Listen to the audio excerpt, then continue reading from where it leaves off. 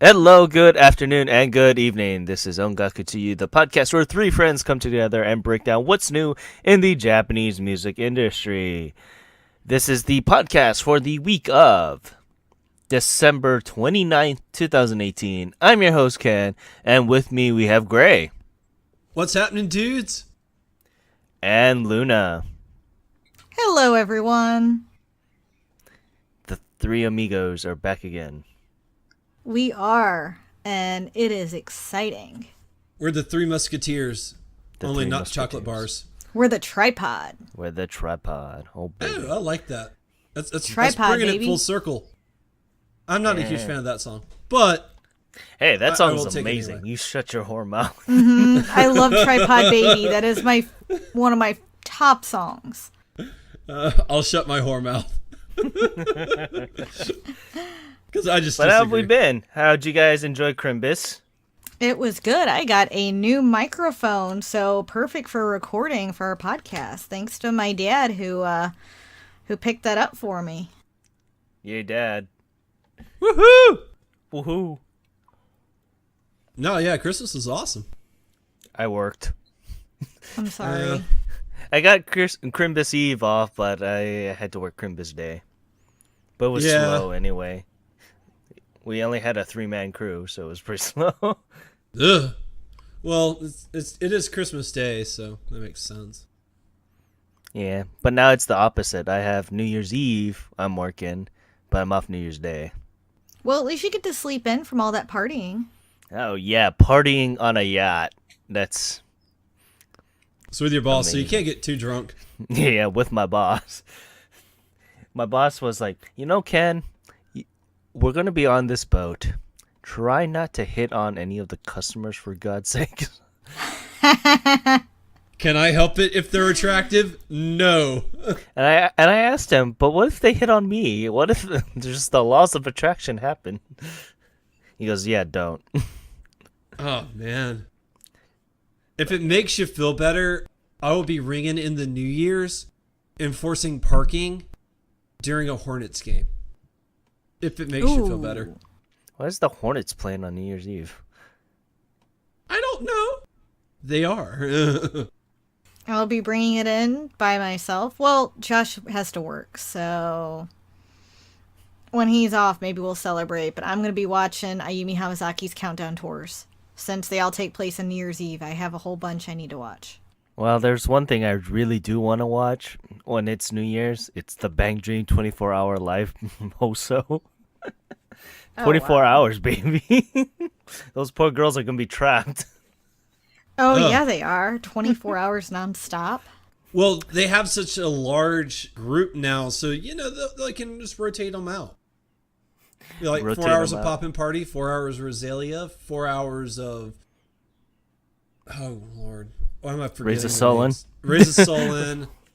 Afterglow. Like, No, you can't afford Afterglow. Like, 3 of them are like the highest paid seiyus of all time. One of them is Ayane Sakura, which is Ochako. Oh, baby Ochako. So, yeah, they can't afford that. One is the drummer Tomoe. She is the bassist in K-On! So, yeah, they can't afford her. Mm-hmm.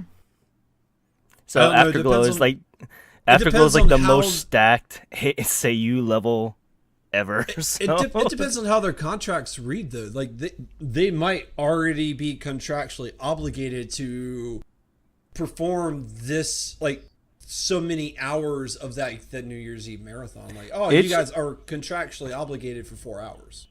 It would be interesting because if they do bring other people from Afterglow on, because just how their seiyu work is, like one of them, who's the bassist player for Afterglow, she only appeared once.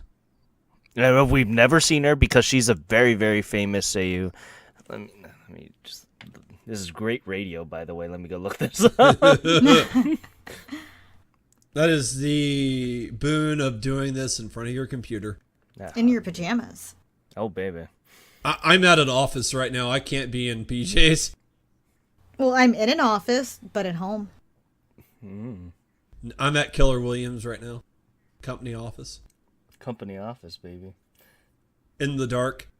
Well, I can't find it because I hate Wikipedia. Oh well, We'll just edit this part out. probably. But yeah, I mean, I'm looking forward to that. And let's go continue on to what we've been listening to. Let's start with you, Luna. So I've been listening to the same CD for a week. It is Kira's Naked album, which was released earlier this year, actually. And she's not naked on the cover, right? No, she's not naked on the cover. She Eh. has a jean jacket on. I'm sorry. Boo. But this came out in June, and this was a release that came out this year. I didn't have the money to purchase it at the time, as so many releases dropped in June. So I waited till about a couple months ago, but due to IU and a lot of other things I had to listen to, I haven't got around to it until this week. And holy hot damn, is this album good. This has made its way to probably one of my favorite albums of 2018. And it's been on repeat in the car. I don't want to discuss too much because one of these songs have made my my top songs that is on the album, but I highly recommend it if you like reggae. It is a very heavily reggae influenced album, and I love her vocals with it. She has a very smoky voice. So I think the album is extremely well done. There was only one song that I didn't care for in the first listen, which is amazing. Out of 15 tracks, I found one that was an okay song, while every other song I loved. So this has made its way up there big time, and I still need to find her first album, which is under an indie label, and I've been having trouble purchasing it. So, and the only other album I started listening to was Chanmina's Miseinen album, which is really, really good. And I love her.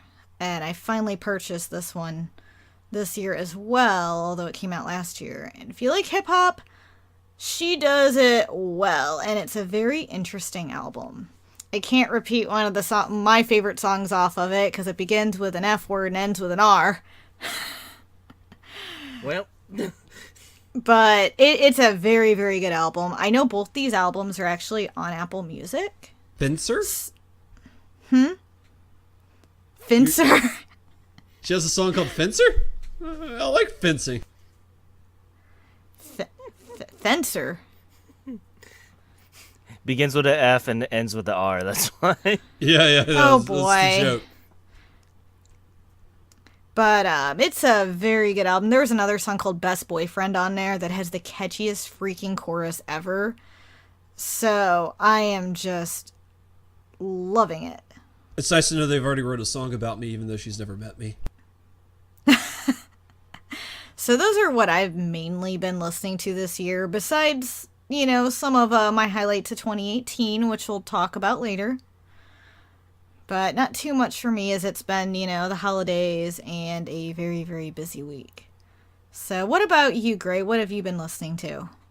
You know, when Ken asked you, I was like, I mildly panicked because I was like, what have I been listening to? It's been a crazy holiday season because, I'm still coming off of Ayumi. I'm still listening to actually some of her stuff, which is actually interesting because usually when we do an artist spotlight, the moment that episode's done, I kind of just stop listening to all their music entirely just because, I need a break from them.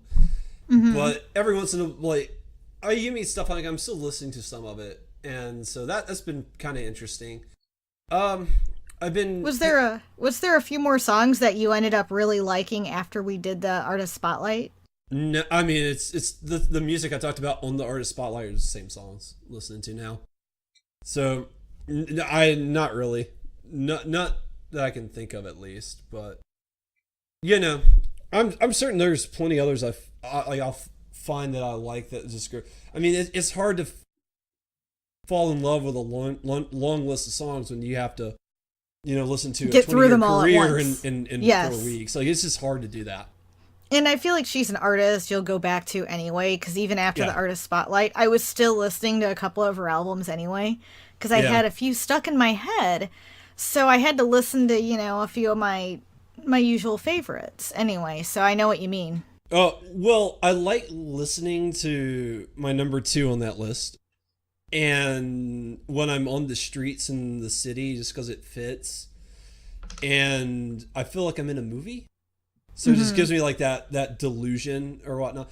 I mean, I work a boring job. You got to do some things to spice it up a little bit. So Yeah, I agree. So I write parking tickets on the street. So some songs I like to pretend like I'm a secret agent, and like there's danger afoot, and that song matches that. So I'm like, okay, even though that's not what that song's about, it just fits in a weird way. So yeah, I still listen to that song quite a lot. But other than that, I've gone back to LOL. Because everyone knows, as you will learn, I love that group. If you have not figured it out. And interestingly enough, I think we said we wouldn't talk about this, but I'll just mention it briefly. If you're a huge fan of Trigger, they've released another music video for that where it takes place in a high school, which is very interesting. It actually came out yesterday. So it's been out now for about 48 hours. And hold on one second. That is a very interesting music video. More interesting than I would say the original music video. But I really liked it. I mean, I like that song a lot. It would have made my list almost. I don't know. The problem with LOL is, honestly, I'm going to talk about a bunch of songs. You could remove 9 of those songs and replace all of them with LOL songs. So I'm like, So yeah, but no, Trigger, I've been watching that music video. It's very interesting. And other than that, it's been kind of getting prepared for the show, re-listening to my top 10, making certain, I've got the ones that I really want to talk about. And I had to collect my thoughts and whatnot. Sometimes it's really hard to really pin down why you like a song and talk about it. One of my songs, I will flat admit, because I wrote a blurb about what I'm going to say, and in the blurb I'm like, I don't know what I can really say about this song. Just I like it. It's just that simple. I love that song though. So it's hard, and we also talked about we're going to talk about like our top 3 new artists that we discovered. And I was talking to a friend of mine the other week, and I was like, man, it's really hard to talk about why you like a group, because the simple answer is, will they write music or they release music that I enjoy? That's the simple answer. But that doesn't lead to any discussion, any sort of topicalness. So pinning down why you like a group is immensely difficult. And it requires a lot of thought. So it's been a struggle, really, because you're like, well, because you have to say something. And there's a lot of times I don't know what to say, because it's like, well, what to say and why you really have fallen in love with them. And I know what you mean, because I got a lot of, I wouldn't say artists who came out in 2018, but artists that I have never heard of until 2018 or recently really discovered. So I know exactly what you mean. It's hard to describe their music and put it into words. It's just something you feel like listening to helps a little more than just trying to explain it. Words are always hard to describe music because you don't know the proper way to define it. It really is. It's very difficult. Like, I know some people probably listen to the show and it's like, man, they got the easiest job in the world. They get to talk about the music they love. I'm like, yeah, but we have to contextualize and put into words why we like what we like, why we do what we do, and talk. And with music, more so than movies and video games and novels and stuff like that, where you can talk about aspects of various things. Even if this was like an English podcast, say like this podcast was about the American top 10 Billboard singles for the week. If that's what we did. So it's all in English and we understood every bit of it. I can't speak to everybody, but for me, like, lyrics are very, very rarely the reason I like a song. Always have been, always will be. I can tell you 892 songs I love, I think I can name 2 songs I like because of the lyrics. Like, it's always the music. It's the way the music makes me feel. It's the way that the music makes this image in my mind happen. And It's the way their emotions probably come Yeah. over too. yeah, and because I get in this discussion a lot of times. It's like, well, Gray, it's like, why do you like this music? They don't speak English. Like, what about it? I'm like, because everybody places too much importance on the lyrics. When you think about Yep. why you like a song, period, for anything. Again, how often is it the lyrics? Oh, they said something there that's really poetic. It's rare. I'm not saying it doesn't happen, because it does. Yes, But it's to super me, it rare. depends. There's some artists that have spoke to me with their lyrics, like Ayumi is one of them. But also, it's the music that went with the lyrics that first caught me, is the actual music and emotion that came over, and then Yeah. listening to the lyrics. But you don't always do that first. I feel like the beat and the sound has to catch you before you start Yeah. even listening to the Yeah, lyrics. exactly. And that goes in hand of what music theory is for the most part. Just understanding music and how it's contextualized to convey emotion, so to speak. And that's one of the major things that I do like in an artist, if they understand music theory first of all. And we'll get to this later on with, like, a lot of our indie artists, for the most part, they understand what music theory is because they either studied it professionally or they played it a long time. So it is what it is.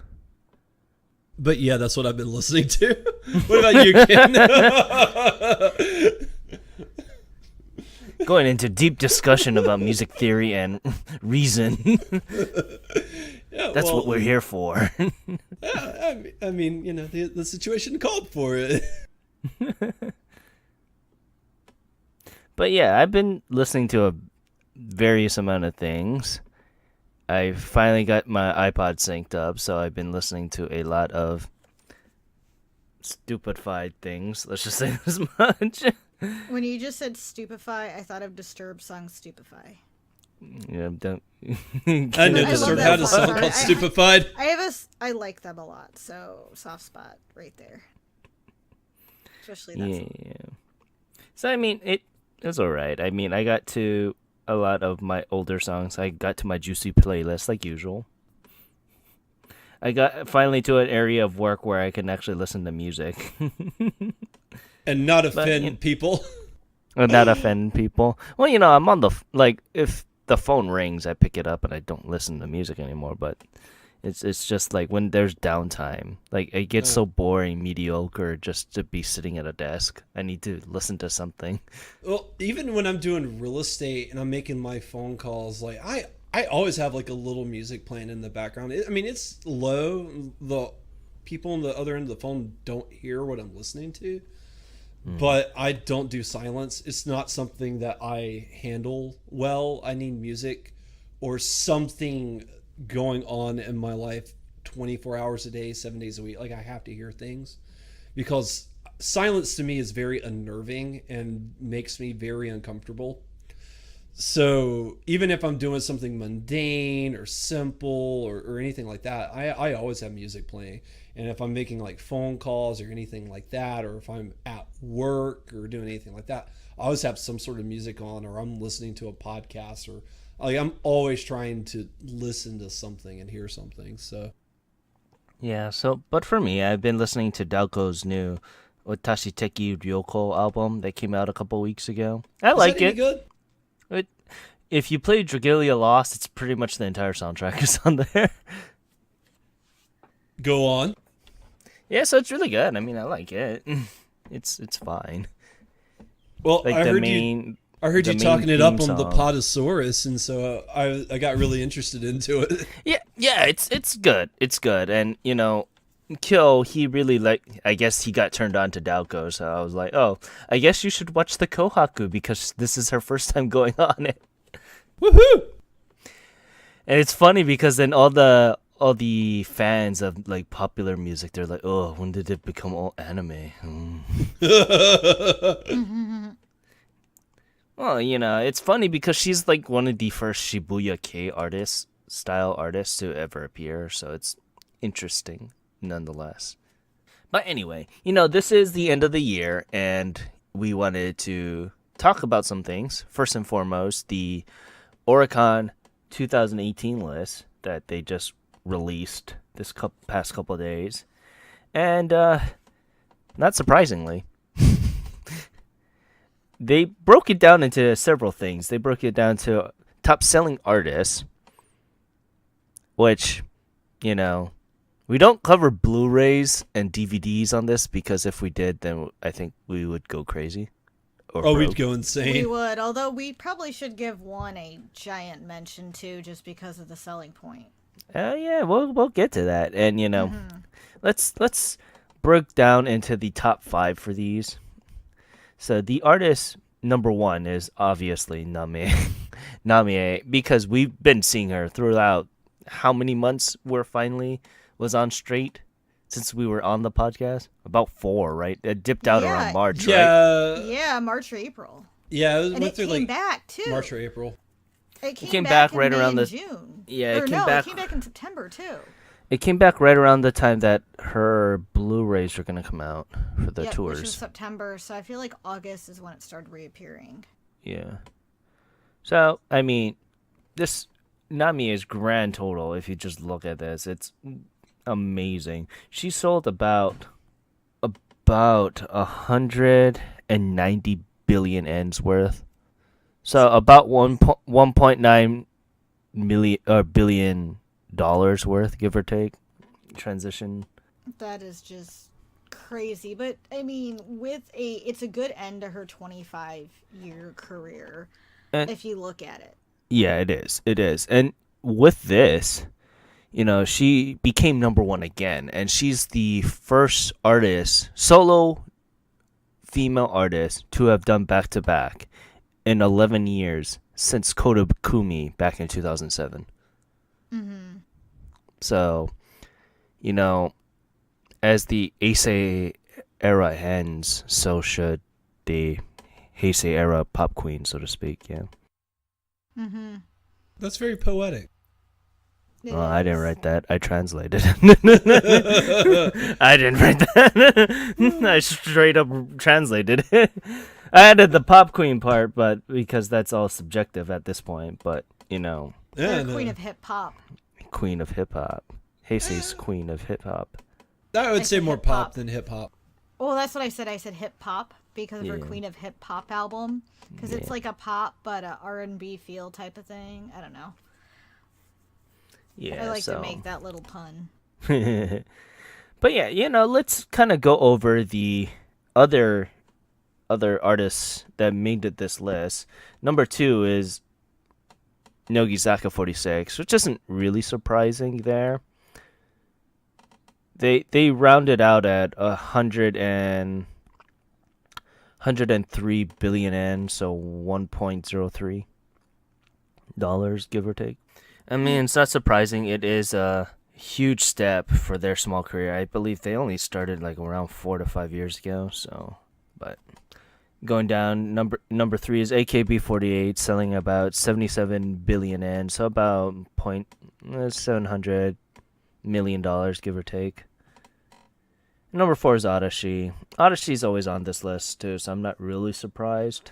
And lastly is Sandame J-Soul Brothers, which took me quite surprisingly, honestly.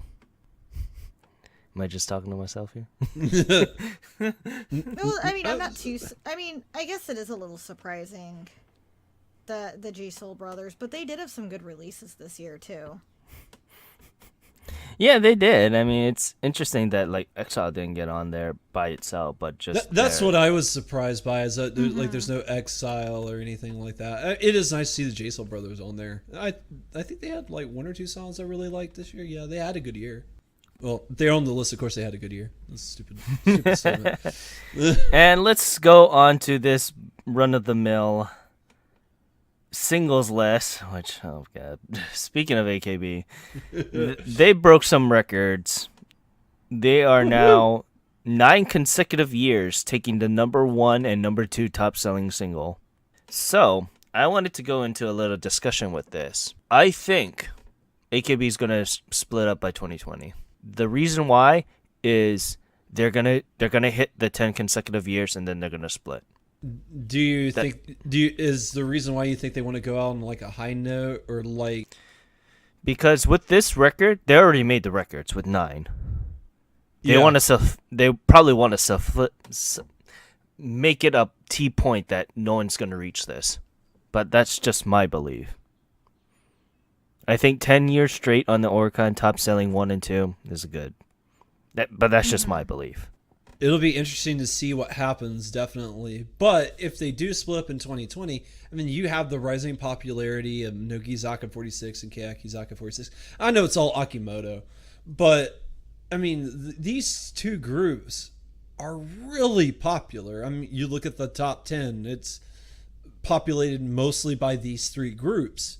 And that says a lot. So if they step aside and Keyakizaka 46 and Nogizaka 46 continue on as they are, I don't know. I think in time, I mean, this will be 10 years down the road or what. I mean, this is way off in the future. But I don't know. You could see it eclipsed. It's very possible. Well, it's interesting that you bring that up. It's just how the machine is for the idol industry. It could just pop like how it was in the 90s, where there was just oversaturation to the 80s and 90s, and then just idols did not become relevant until Morning Musume. Because there were smaller idol groups back in the 80s and 90s, but they weren't as popular when Morning Musume took over. Yeah. So I will say I am a little concerned about oversaturation because, I mean, if you look at the sheer number of 46, 48 groups, that's a small number of the overall idol community that produces music like that. So, I mean, that's mostly what we talk about. And I mean, you're going to reach a critical mass at some point. People are going to get tired of hearing them, and they're going to go away. This is how it is.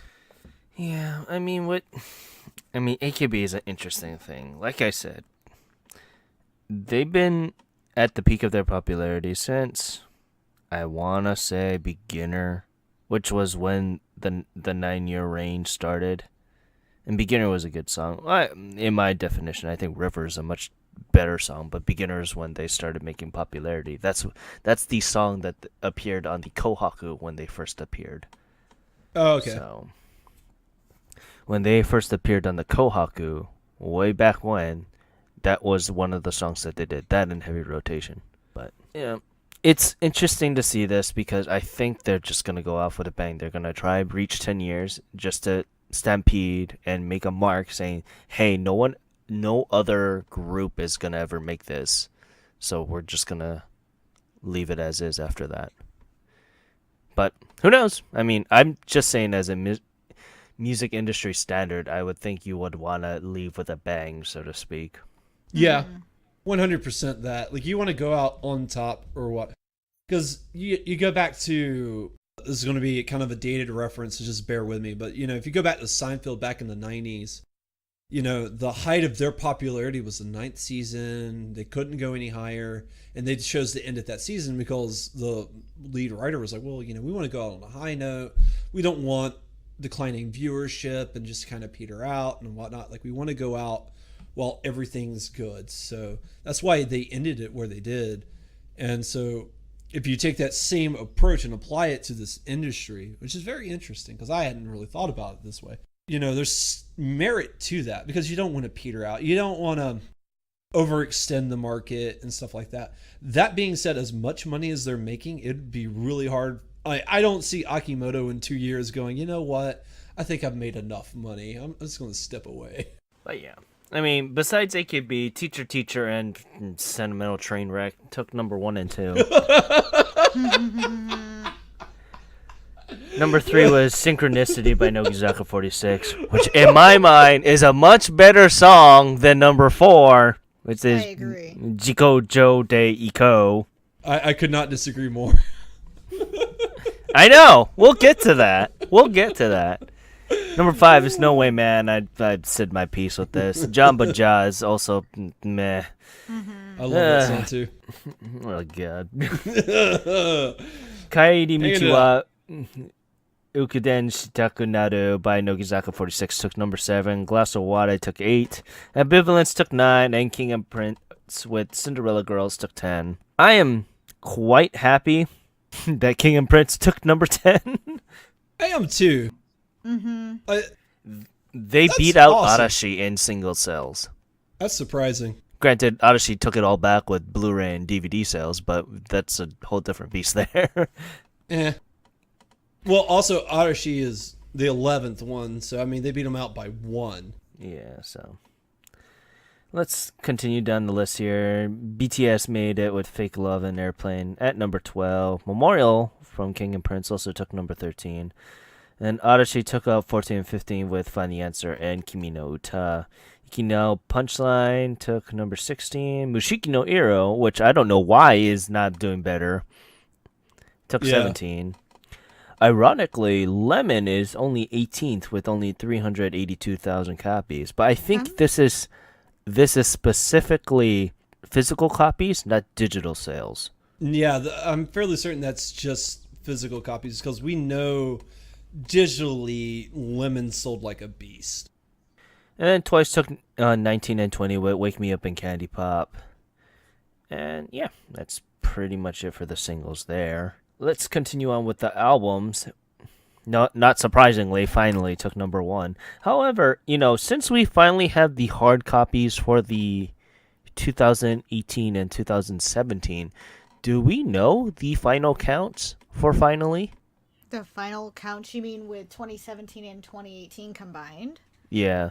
I don't think they released that. They just released it for 2018, so we'd have to look at the 2017 and just kind of do the math and combine how it sold, wouldn't we? Yeah. And I know it sold over 1 million in 2017. Yeah, I want to say with these Sold sales, close to 2 million. I thought it was about 1.9 million, but if it's 1.9, then definitely it broke 2 mil. So double platinum right there, baby. I mean, I'm really curious about. It sold over. I know it's sold over 2 million copies. The problem is with the yearly total, it doesn't have a number beside of it. So even then, it's hard to tell. I'm actually trying to see if someone totaled this up. I'm very curious to see the final count. But yeah, I mean, not surprisingly, finally took number 1. We were talking about it for a good 4 months on this show. So that was the infancy of our show when we were still covering albums. Mm-hmm. Continuing on, it's number 2 with Bokutachi Ano Hi no Yu Ake no Shite Yuru by AKB48, which is their only album that they released this week, or this year. And it had the final song for Watanabe Mayu, so I'm sad about that, but it is what it is. Then I'm very surprised that Southern All-Stars sold as well as it did with Umi no Oh Yeah. 500,000 copies for an album, which is, I mean, it's peanuts compared to what single sales, but albums are significantly more expensive than singles also. Mm-hmm. Yeah. So you got to limit what you buy in albums. It has to be someone you really love to, purchase the whole full-length physical copy, I feel like. Yeah. Plus, some of those albums are limited as well, depending on which edition you want.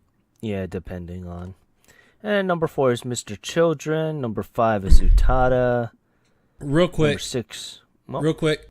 According to Wikipedia, it says to date, the album has sold over 2.4 million copies, making it the best-selling album of the 2010s decade.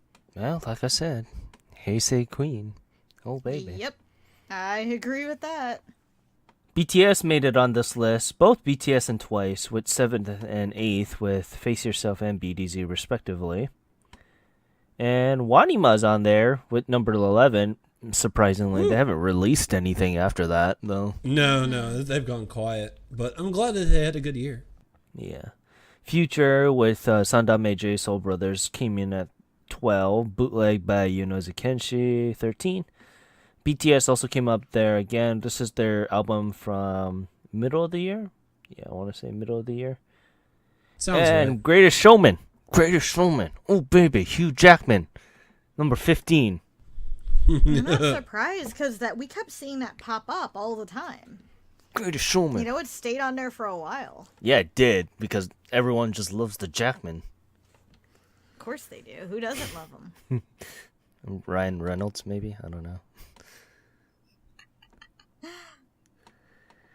But what's also really funny is our love to pop to Shikida no Hito to Omote ta no Utao ga Aru by DJ Wa is on here. It's not surprisingly, because we always see her on here pop up every once in a while. She hasn't popped up lately, mostly because we've been neglecting the albums, but every single time she did the albums, she would pop up in there. And this is an album from 2017. And it made the 2018 year-end chart, which is amazing. And Yeah. I remember seeing it pop up. I'm very interested in checking out this album now, since it's popped up so many times. I believe I have it, so I can give it to you later, Luna. Okay, good. I want to check this out and see why everyone keeps buying copies of it. And once again, BTS comes out. I think what they're doing for the albums, they're including mini albums also. That's why BTS has so many things on here. Yeah, because a lot of the albums, Korea mostly releases mini albums more than studio. And I know BTS had dual albums back to back this year. And they also, I feel like, had 2 back-to-back mini albums on top of it. Yeah, so I think one of them was the mini albums that we were talking about. But yeah. Best Generation, which is the best of for Generation Exile Tribe, also took 19, and Kiyaki Zaka 46 with Hashiri Dasu Tonari-kan took number 20. I'm very sad that Exile Star of Wish just barely missed it by 2,000 copies. Yeah. I'm very sad about that, but it is what it is. But, you know, with this, let's go on to another record-breaking thing that happened this past year, which was King and Prince. So we're very happy because we got to see their infancy, so to speak. And they broke a major record just by their debut. As of right now, they are the only person in the aughts, so anything, or I guess the teens for 2000s, to have made this record, selling over 40,000 copies from their debut singles. So, or 400,000, sorry, excuse me. So that is amazing. No other's debut has hit this strong since Cartoon. So for about 11 years, I want to say. And it's pretty amazing, and we look forward to what they have up to next, and I'm looking forward to what they're going to sing for their Kohaku. It's probably going to be Cinderella Girls. I would be surprised if it's anything else. Cinderella Girls and Memorial. I wish they include boys and girls, but it is what it is. But, you know, it's interesting that, you know, they are the first group to do so since another Johnny's group, which was also pretty huge. Passing the torch, so to speak. But yeah, with that, you know, we wanted to do something very special for this episode, and I know this is going to run really long. I already know this, but we are going to go into our top 10 songs of 2018. So this included anything that was released in 2018, albeit it being a single, an album, an EP, a digital release. As long as it was released in 2018, it's included on this list. That was the only caveat that we had. It couldn't be a music video that was released the end of 2018 to advertise for something for 2019. That was the only, I guess, caveat there for anything for YouTube related. But yeah, I mean, do we want to start off with our number 10s and just go around table? I like that idea. I do too. I think that is actually a great idea. Because if it was just one person at a time, one of us would be talking for a small eternity. And then waiting for everybody else to speak. So I think round robin. Two hours later, it's finally my turn. Basically. And then, you know, we get to sit in quiet while you talk about yourself. I'm tired. I'm going to go to bed. It is, what, 7:30 in the morning for you? It is a lovely 9:30 in the morning right now. Yeah. I woke up at 6 o'clock though. But yeah, let's actually, you know what? Let's do our honorable mentions first. So, since we had it in the list here, Luna, why don't you go first for our honorable mentions? So I actually had a lot more than I actually wrote down. I'll just go with what I wrote down. So I actually had a Necroitaki song on here because they're one of the bands I discovered in 2018 that I really enjoyed. But I had their song Kunga Ragata. I hope I translated that right. I And believe you did. I love the opening of that song because it's so unique and it really catches you. And I had to include it. It didn't make it to my top 10, but it was a really, really good song. And a lot of the songs they released this year got me to buy their first physical studio album. Mm. So, my other honorable mention is LOL Perfect Summer. And this is the Yes. first it was the first LOL song I heard because I watched YouTube while I was exercising and they popped up on suggestions. I watched it and I'm like, "Oh, this is really good." Huh. So I really like this song, and it was perfect for the time of year I was listening to it too, which was in summer. I My wish I next, could have put that song on my list. it's a Because really good oh song. god, I love that What song. got me to. I That's love what that got me to song. like them. That's what got me into them, and I didn't know Yeah, who they were. same. I'm like, oh, they're just some other group that Avix put out, and I Yeah, I listened. I'm had. like, oh, I take that back. They're really good. Yeah, I'll get into this a lot later, but yeah, it's the same. It was the same for me. Just that was the discovery song that kind of started the whole. I don't know, past 4 or 5 months of my life just being consumed by them. So yeah, no, I totally understand where you're coming from, guy. I love it. Mm-hmm. And John Grease, Purple Cloud was my other honorable mention because I really, really liked the song. It was very mellow, R&B, relaxing. And glad to see her make a comeback and release a digital single, which I can't remember the last time she had a digital single release. It had to have been 2014 or earlier. So I was glad to see her come out with this, and I love the song too. And I want to see if she's going to release any more, hopefully next year. My other honorable mention is Ink. I loved the song Access. I thought it was a really, really fun song. And I loved the music and the melody to it. And I know we'll get into them later as well. But they were one of my discoveries of 2018 that I ended up enjoying thanks to our indie corner. Ken picked a lot of really good ones. No, Ken knocked it And, out of the park with oh, I yeah. tried my best. 99.9% of his selections. I think like Oh yeah, yeah. exactly. Yep, I agree.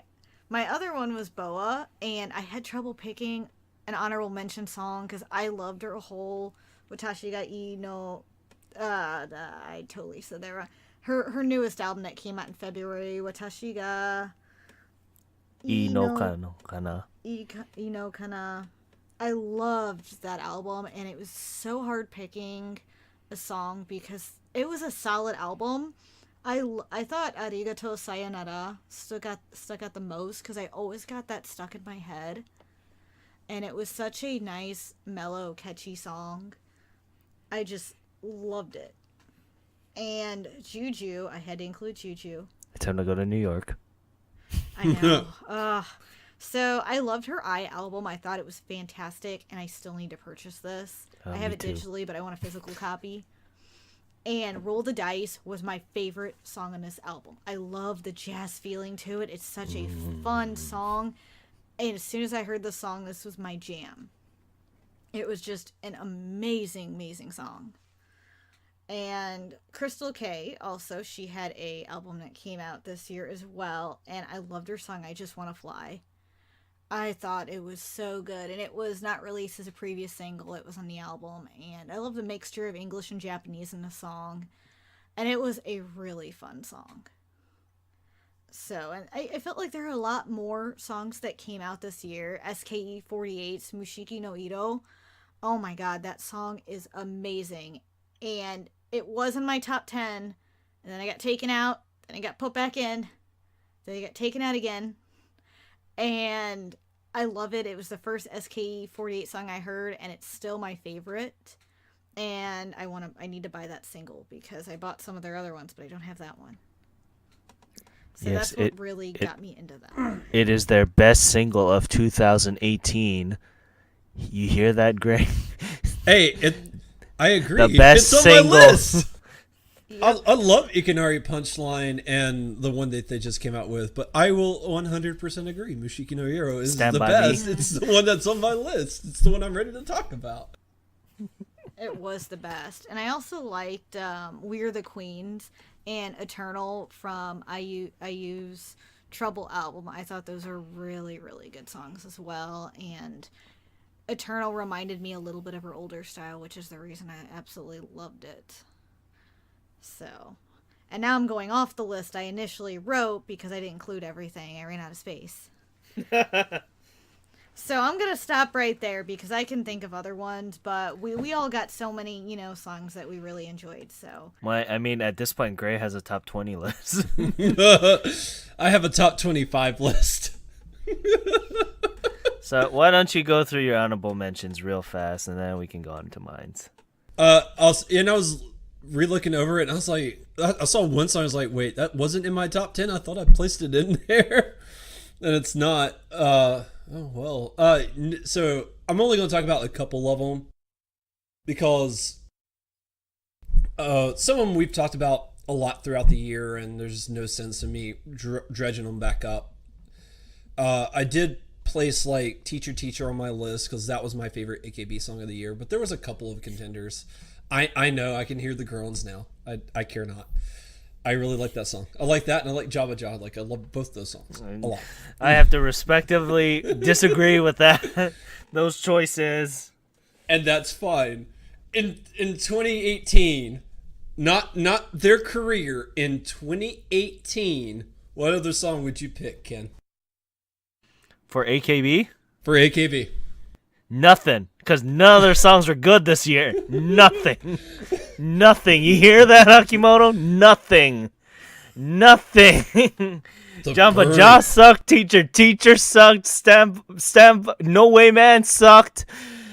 Sentimental Train. Well, we got on that. Sentimental Train was a Sentimental Train wreck. That wreck. sucked.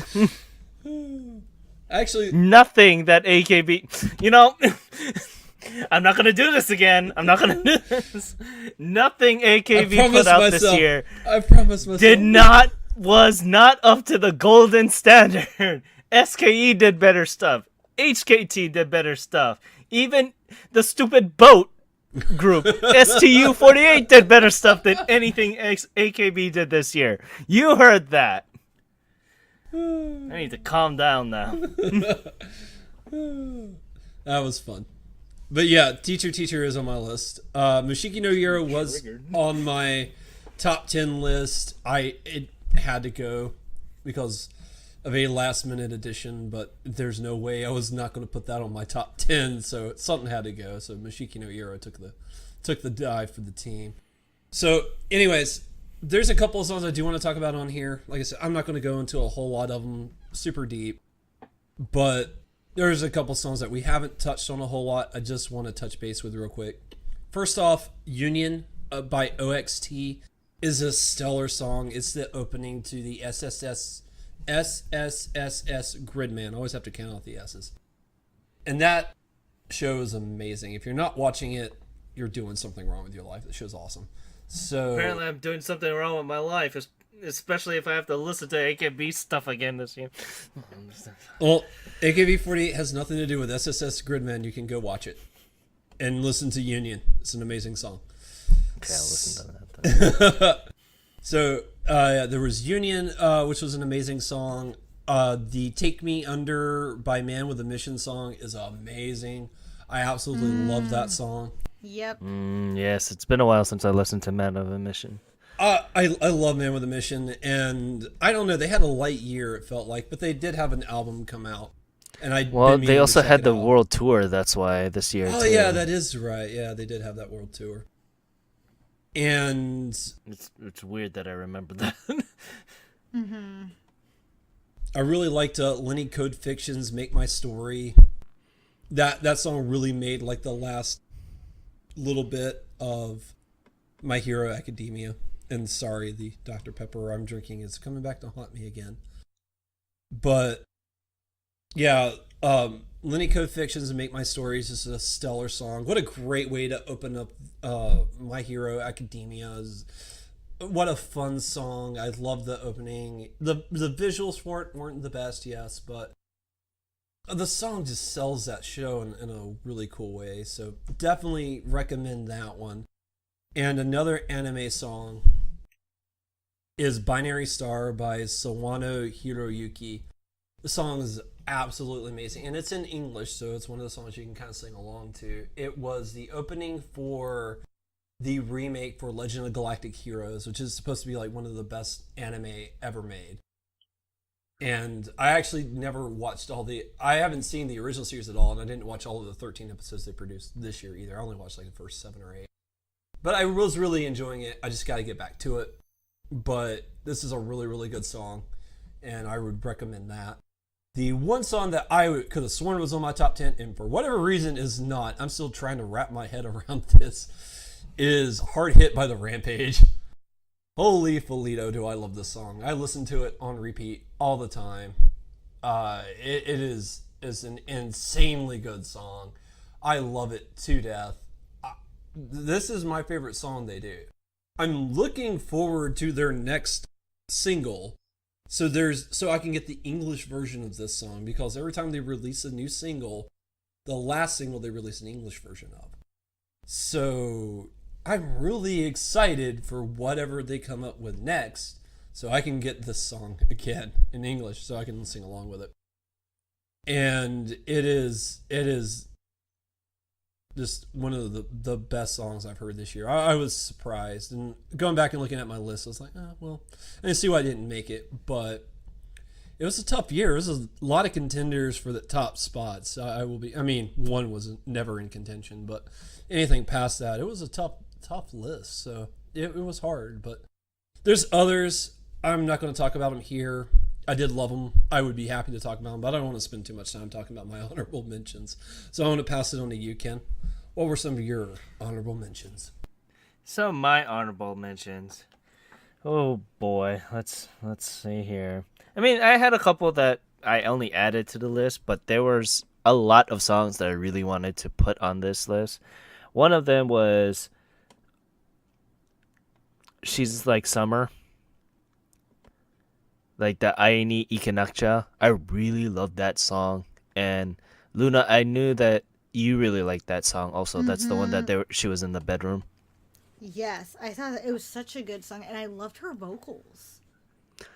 Yeah, so it's interesting. I know she is part of another major record label. That's the only reason why I couldn't put her in Indie Corner. Otherwise, I would have put her in Indie Corner immediately, because she has amazing vocals with amazing range, with such interesting composition. Her latest album that she released this past year is all composed by different indie and like kind of low level artists. Like the person that rearranged IE Kanakcha was Tendre, our other indie I idol. remember Tendre. Yeah, our other indie corner artist there. And it's interesting to hear that, like when he composes songs, it's much better. Like this song is a much better song than a lot of his other songs that he did this past year, ironically. But another song that she did was She Is Summer. That was interesting. I think it's called Summer Song, I believe. And that was written by Lucky Tapes. So they just went major also, and I would love to have put Lucky Tapes on there, but Moon is a 2016 song, but that was a much better song in my opinion than any of the songs that they did for major. I would have loved to have put Kikeda's new album Ellipse on there, but there was a couple other songs that I really did like. R by Rosalia was also another good pick, because R is such a really good song. It's much better than Jewel Song, which is their other release that they came out with this year. But there was just one song in particular that blew it out of the water. The album actually blew it out of the water, but the single is really good. If you guys have a chance, go listen to R. It's really, really good. It's available on Spotify and and Apple Music and all that stuff. But yeah, I mean that's just a small overview. Everything else is what I really do have to say. Oh, ClickLix's songs are really good. Our latest indie idol, or not indie idol, I keep on saying indie idol, I don't know why. Indie artist that we chose for Indie Corner is really good. And there was not Ghost Like Girlfriend. Chapman. Oh, yes. Chapman was really good. However, I really wanted to put their songs on, but they only have music videos. They don't have a solid release. So I'm like anticipating 2019 when they release their songs. I'm very, very eagerly anticipating that. Once they release their songs in digital format or in EP format, they're going on 2019's list because Chapman is so good. So good. And I can't wait till we do an update for our Indie Corner stuff because I really want to see where we rank all 40 artists. This is going to be a lovely doozy of a list there. Well, if you remember correctly, I wanted to put Chapman on the last one. 'Cause I was like, yeah, but they were 21. yeah, so I know. I had to leave them off. So, I'm a nice man. I believe that was the song. That was an amazing song. If you guys go check Yes. out their YouTube, go check it out. It's such an amazing song, and it has a really cold message at the end of it. So if you guys watch it, just kind of pay attention throughout the music video, and you'll know what I mean. But yeah, with that, let's go on to our top 10 list, and let's start with you, Luna. All right, so we're gonna start at number 10, and this is a really hard choice. So hard picking 10 and getting them all in there. So my number 10 was Dream Imy's Wonderland, which that actually came out in September, if I'm correct, and I had pre-ordered this when it came out. I don't recall it making the Oricon top It just 10. missed it, if I remember correctly. Yeah, it was like number 11. And I was really disappointed because Amaharu made, the top 10 when it came out, but Wonderland didn't. I personally think Wonderland is a way better song. Although I like that Amaharu came with a really cool DVD. But Wonderland is amazing. So Dream Imi has one of the sweetest voices. I love hearing her sing because she has this cute voice, but she has some pretty powerful vocals as well. This song really does showcase her vocal abilities and mixes really well with her voice. So Wonderland is an extremely happy song, and it really puts me in a good cheery mood. It gives me that happy vibe. It's a song that, if I'm down, it's gonna brighten my spirits because it's such a fun, cute song. It's really catchy. It is a very poppy song, and more on the cutesy poppy side, which is, I really do like that side, and she pulls it off so well because it's not one of those cutesy annoying voices, but it's one of those cutesy powerful voices that you don't really expect it. So I also love the music video as it's a play on Alice in Wonderland, and when you watch it, you kind of get it.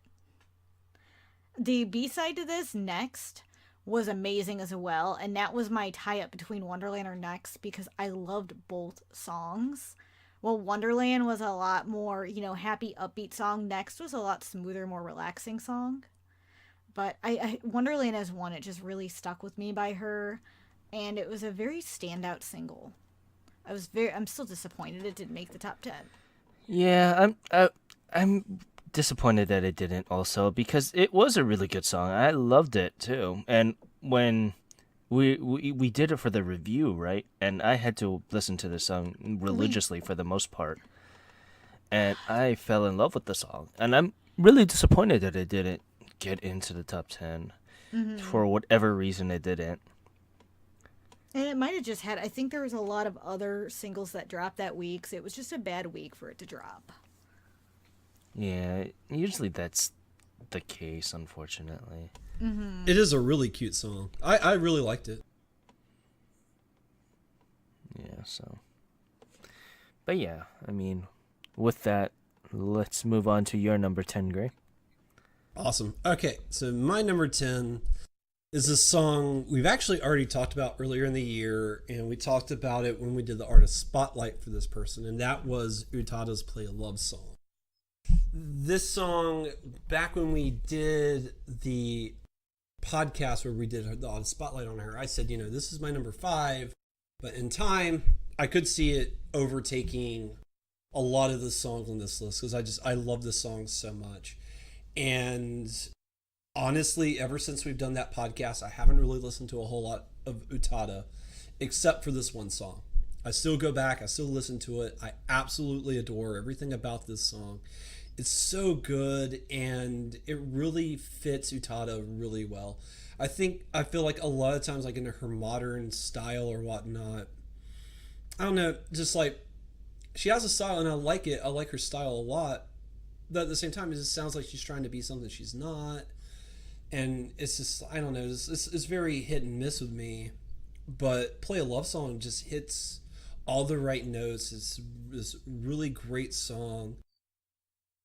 And, I see, the what's going on with Kingdom Hearts, and I wasn't too fan of the original main theme, and I guess Square Enix wasn't either because Chikai, when announced as the main theme of the series, and now she's doing that song with Skrillex, and that song's which is garbage, by the way. I was waiting for you to say that it was garbage. I hate that song. I'd rather have Fukai. I haven't heard it yet. I haven't listened to it. I don't want to because garbage.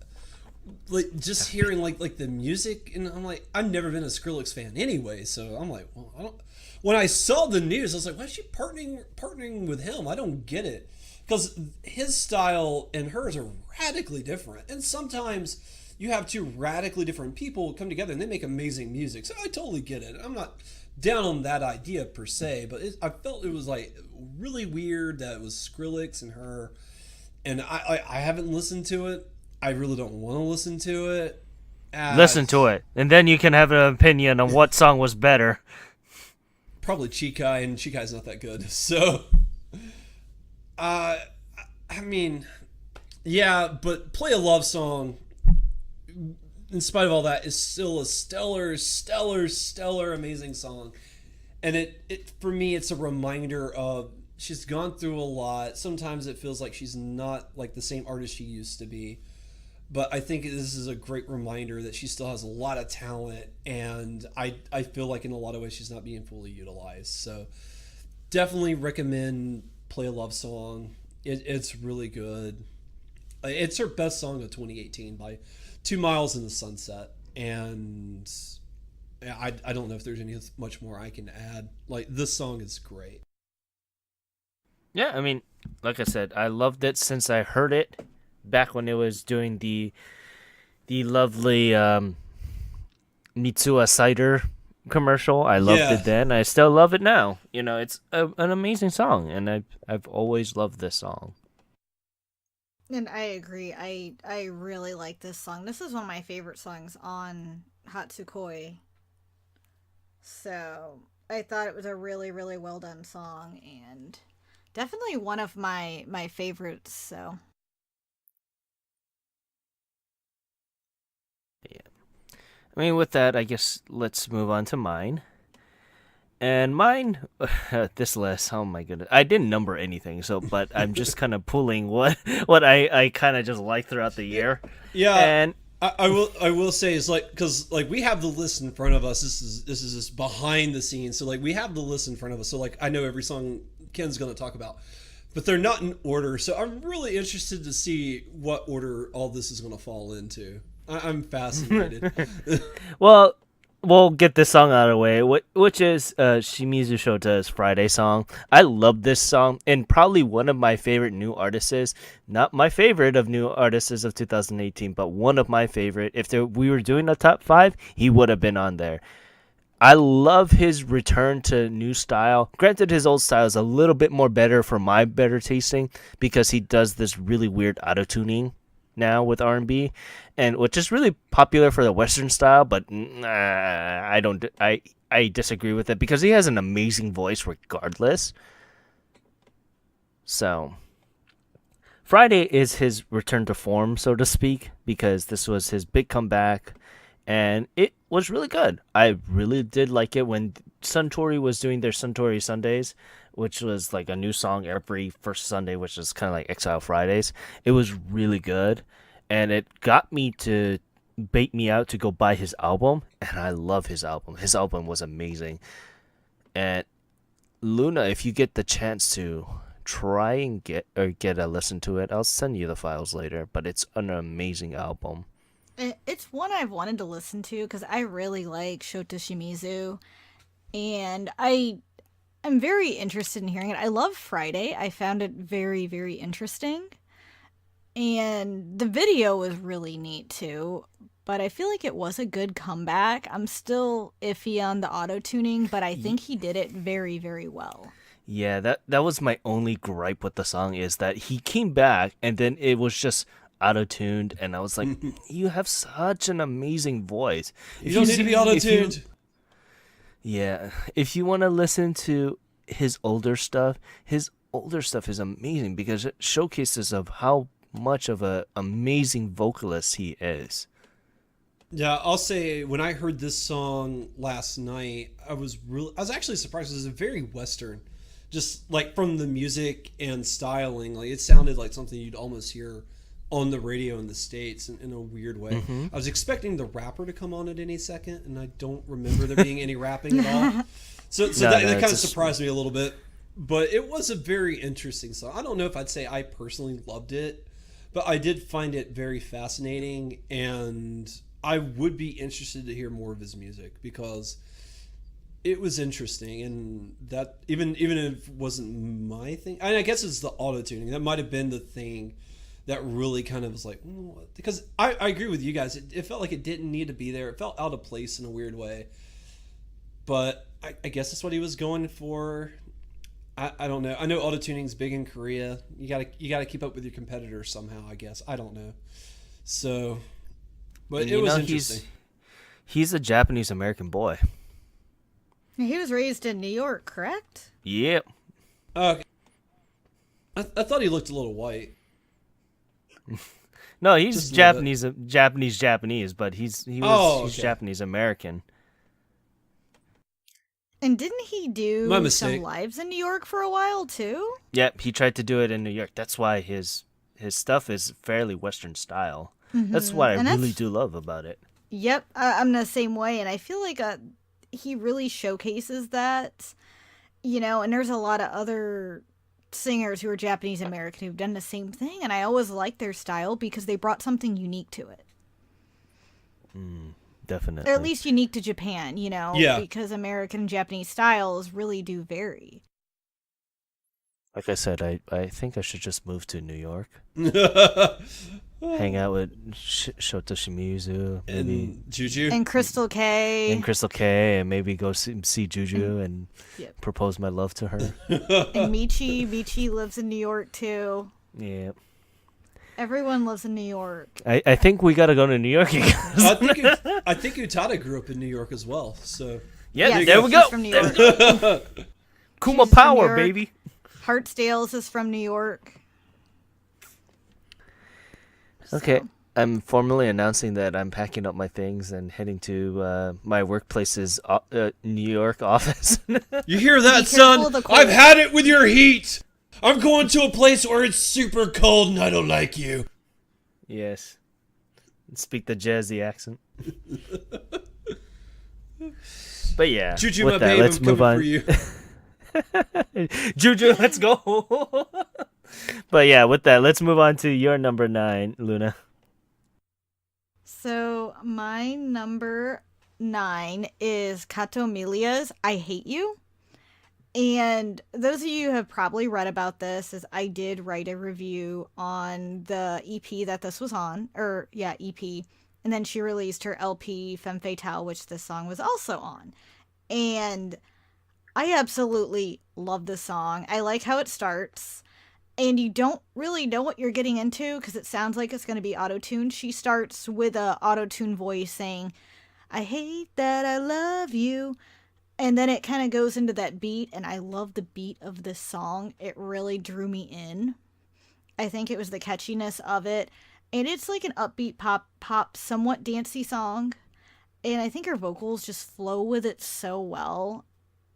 I feel, and also it reminded me of, she's had a style change throughout her career. She started out as very R&B, and then she did music just like this song. And I love that part of her career when she had Ring and Heaven.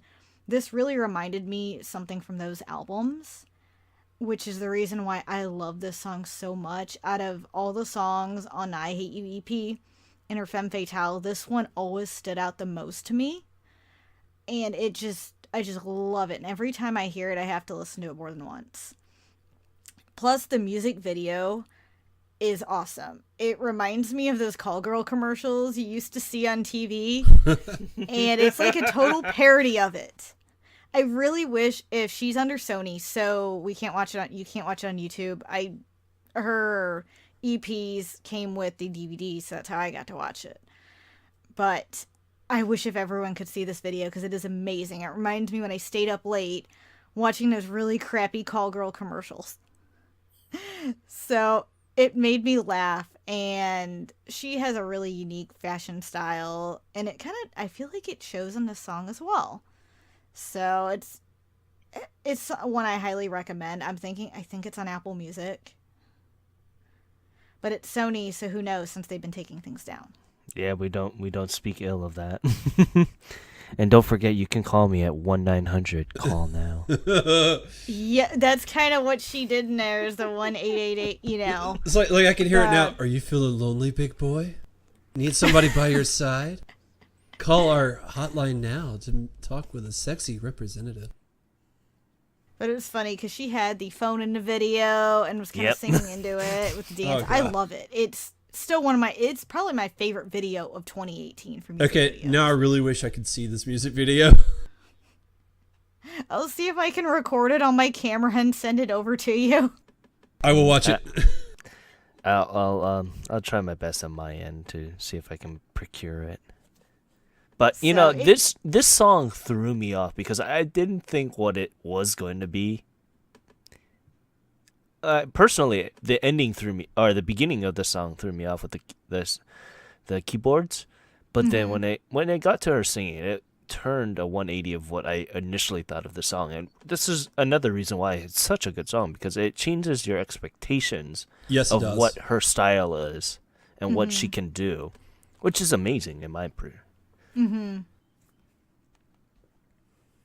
But yeah, I guess with that, let's move on to your number 9 song. Great. Yeah. So my number 9, if you know me, you're not, you might be surprised it's as low on the list as it is. LOL. No, not even close. So Little Glee Monsters. No. So my number 9 is Blizzard by Daichi Miura, and oh my god, I love this song. You guys have no idea how much I love this song.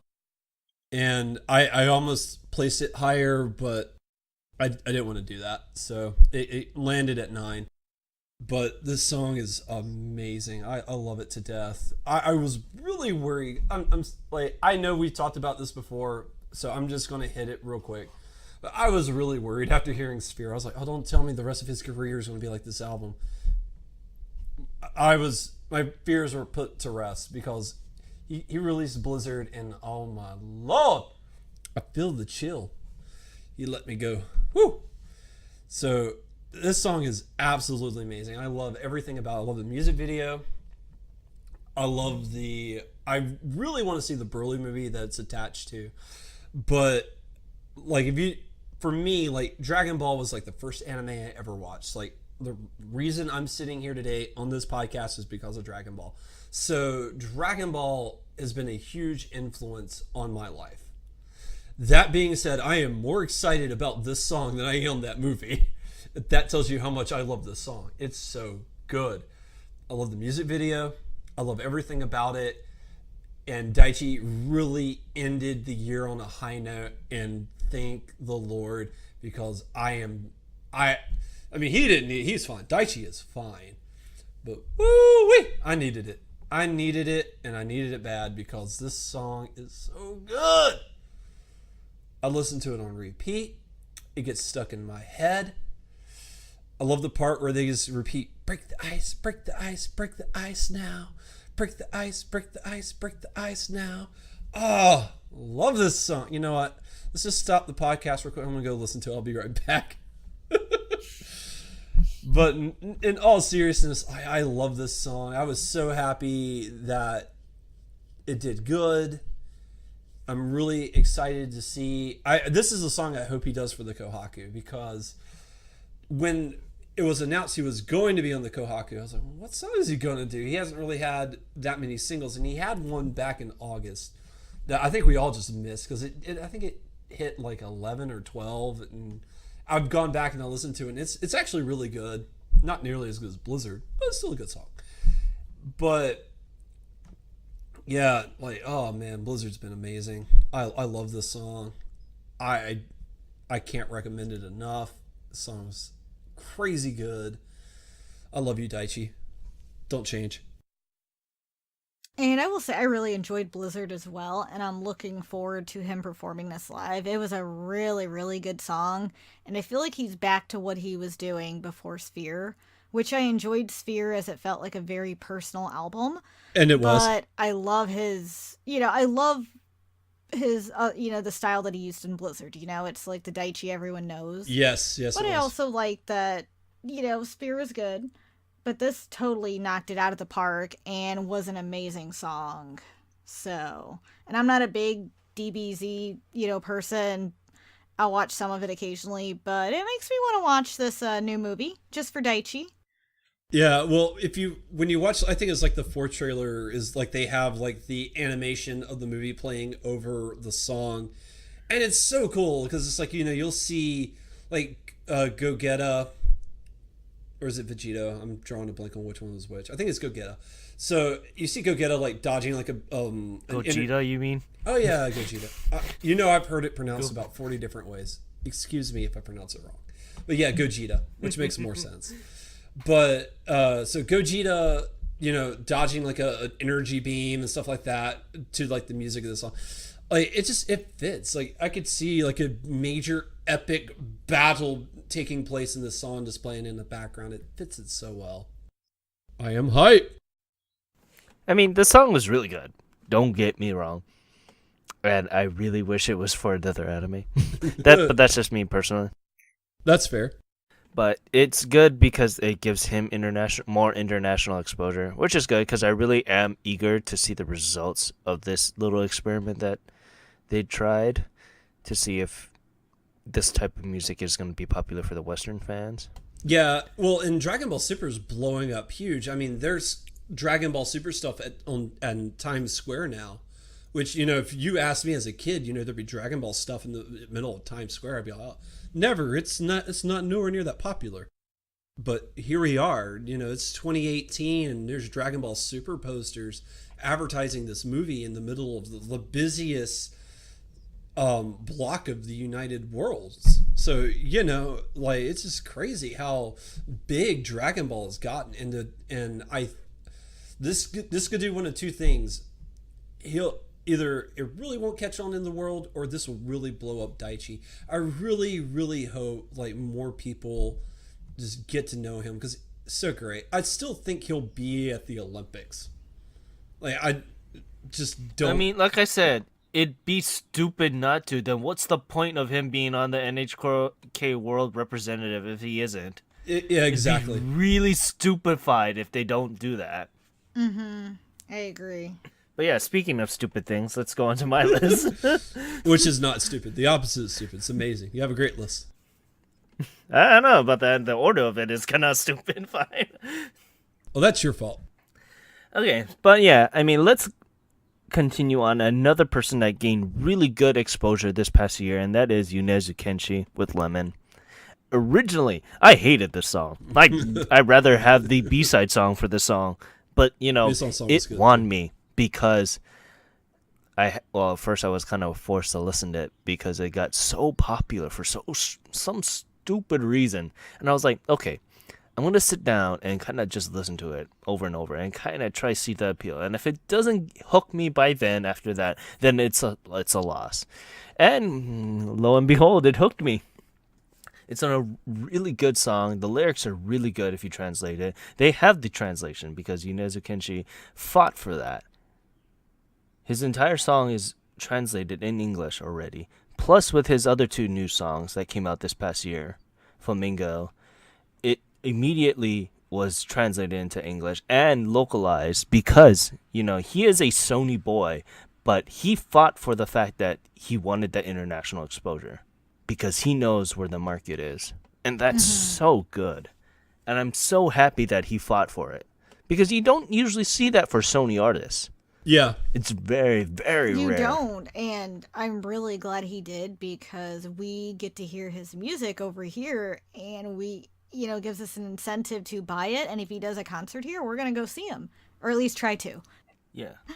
And another added on thing of records, this song did super well digitally for singles. It was continued on to be like the number one top selling digital single up until Hatsukoi. And that's like, I want to say 2 to 3 months in between hand. So it did very well. And it's also the number one song for the Japanese Billboard Top 100. So, he had an amazing year. And I'm so very proud of that. Flamingo is really good. And I can't wait to hear what he has for 2019. If he can continue this momentum, I can see him being part of that Olympic committee. Yeah. I can too. Oh yeah, because I'll say I had a similar experience with You Can with the song. At first, I did not like it, but its prevalence is just so you couldn't hide from the song. It's just everywhere, and so it really forced me to really confront my feelings about it and stuff like that. And I went back and I listened to it, and it is really, really good. And it wins you over in a really weird, in a cool way. And the song is absolutely amazing. It is great to see that he's having such a stellar year. I was mildly surprised when I saw this because if I was a betting man, I was expecting Flamingo on here. So when I saw Lemon, I was really surprised. Yeah. Well, as much as I did love Flamingo, Flamingo is a much dancier song. This kind of it's a song that won me over to his style, so to speak. And I figured that's more important than a more popular song at this moment. Well, Lemon's more popular than Flamingo. Well, as of this point. Yeah. But yeah. But yeah. With that, let's move on to your number 8, Luna. So, my number 8 is Ayaka and Daichi's duet song, Heart Up. And this is a song that came out earlier this year. And if I'm correct, it did make the top 10, or did it? Did it make the Oricon? I think it did. I don't remember. It came out in February, so that was a long time ago. And I love this song. And I was so disappointed this wasn't on Daichi's best album. I was really hoping it would be, and I don't think it was on Ayaka's 30 Years Old album either. But this song is amazing. Their vocals together are perfect. Because you get Ayaka has a really deep voice, a very deep, deep, smoky voice. And Daichi has this very smooth R&B voice. And when they sing together, it just goes perfectly. As it starts out with Ayaka singing, and then it flows into Daichi. And when they sing the chorus together, it is magic. It's such an uplifting tune that whenever I hear it, I just love it. It melts my heart as it's a very mid-tempo song with kind of, you got the mid-tempo, goes up a little bit, gets a little more upbeat, and goes back to being mid-tempo. And that's why I love it so much. I'm trying to think of how to describe it. It's just like kind of a relaxing song with an uplifting... it's uplifting and relaxing at the same time. So, and I just think because of their voices match so perfectly, I think they should do more duets together. Yeah, I agree. Yeah, This song, I thought it was so an good. amazing vocal. And Go ahead. Sorry. Oh no, you're fine. I now I lost my train of thought. It's a sentimental train wreck, right? No, not that bad. But no, I just I agree with you, Luna. Like this song is so good. I had forgotten that this song existed. I really did. Like it's just like back in my mind. And I saw it on your list. And I was like, oh yeah, this was a song. And to be fair and honest, I never got around to listening to it. Because when it came out, it wasn't really available, if I remember correctly. Like you had to jump through like 2 hoops in the sunset to get through it. And I don't remember seeing it on YouTube anywhere. So there was kind of a little delay in it, and I think this is more of an Ayaka song than a Daichi song, because like when you because I Shazammed the song earlier today because that it's my way of looking up things on the Apple Music Store instead of like typing it in. I'll just Shazam it and it pops it right up. So and when I did, it came up under Ayaka, so I think it's more her song than his, which would be explain why it's not on his greatest hits. But either or, this song is absolutely gorgeous. It's stunning. Their vocals match to a T, and oh man, it just makes you melt. I agree, and I remember the music video when it came out in February, and I loved this song. And I'm just like, I need to get this. And I purchased the main song digitally as I was expecting it to be on one of their albums, but it's not. So I highly recommend watching the video, though. It's a really, really good video. And it's really cute. And an interesting thing is Daichi and Ayaka are both the same age. So them doing a duet together like that is actually pretty cool. I'm surprised because I don't know. To me, Ayaka looks like she's a little older than Daichi, just a little bit. I guess so, and maybe it's because of her hairstyle too and her look. And I know she just had a baby not too long ago. Oh, that'll make you look older. But well, I've also noticed like specifically with women, men not so much, but for whatever like.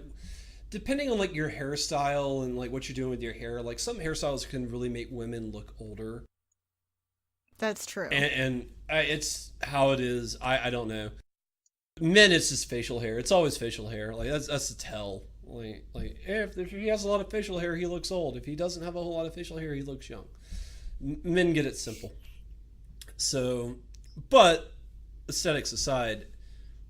This is a stellar song. I loved it. And I just checked the Oricon. I couldn't find it. I don't think it topped. And that could explain why we didn't really get to talk about it, too. I just remember finding out they both had a new song, and I was super excited, so. This song just really stuck with me. Yeah, I guess with that, let's move on to Gray's number 8. A very contentious number 8 it is. I'm not going to say anything. I don't want to get triggered again. I mean, I get it. Yeah, it's not a popular pick, but I can't lie and pick another song. So my number 8 is Nogizaka 46's Jiko Cho Deiko. And yeah, that song is a mouthful. But I do. I love this.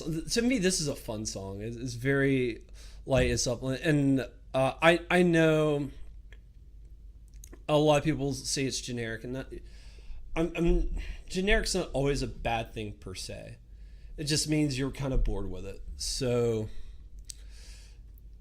yeah,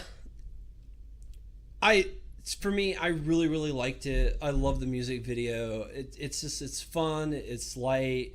It's one of those songs like I hear and I want to get up and start dancing. And I love like just the spirit of it, the attitude of it.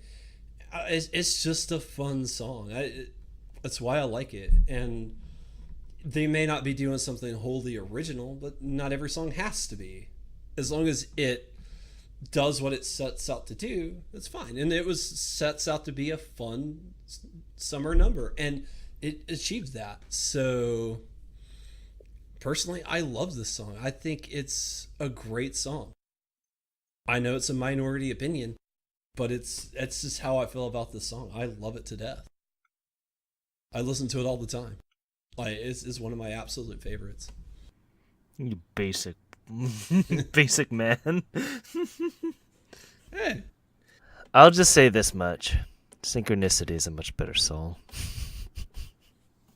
I mean, I liked Synchronicity a little better. I'm sorry, I don't have much to say about Chikoku de Iko. I mean, if we're gonna pick other songs, I think the one they just came out with is better than Synchronicity. But I like Synchronicity. It's a good song. All the singles that they've released this year are good. This just happens to be my favorite. Yes, all the singles that they released were very, very good, honestly. And I'm surprised that, Nogizaka is this low on your list, but Well, I mean, you look at the rest of the list, and it makes sense why they fall where they fall. sorry. I'm laughing at my own expense here. Oh man. Okay, I guess we'll go on to my number 8. This lovely list here. And I guess it would have to be No Question by Inflow. I love this Yes. song. I love this song. It was a great return to form for all 3 of them, and I can't wait for more songs. I can't wait to hear an album by them, because No Question was technically a mini album.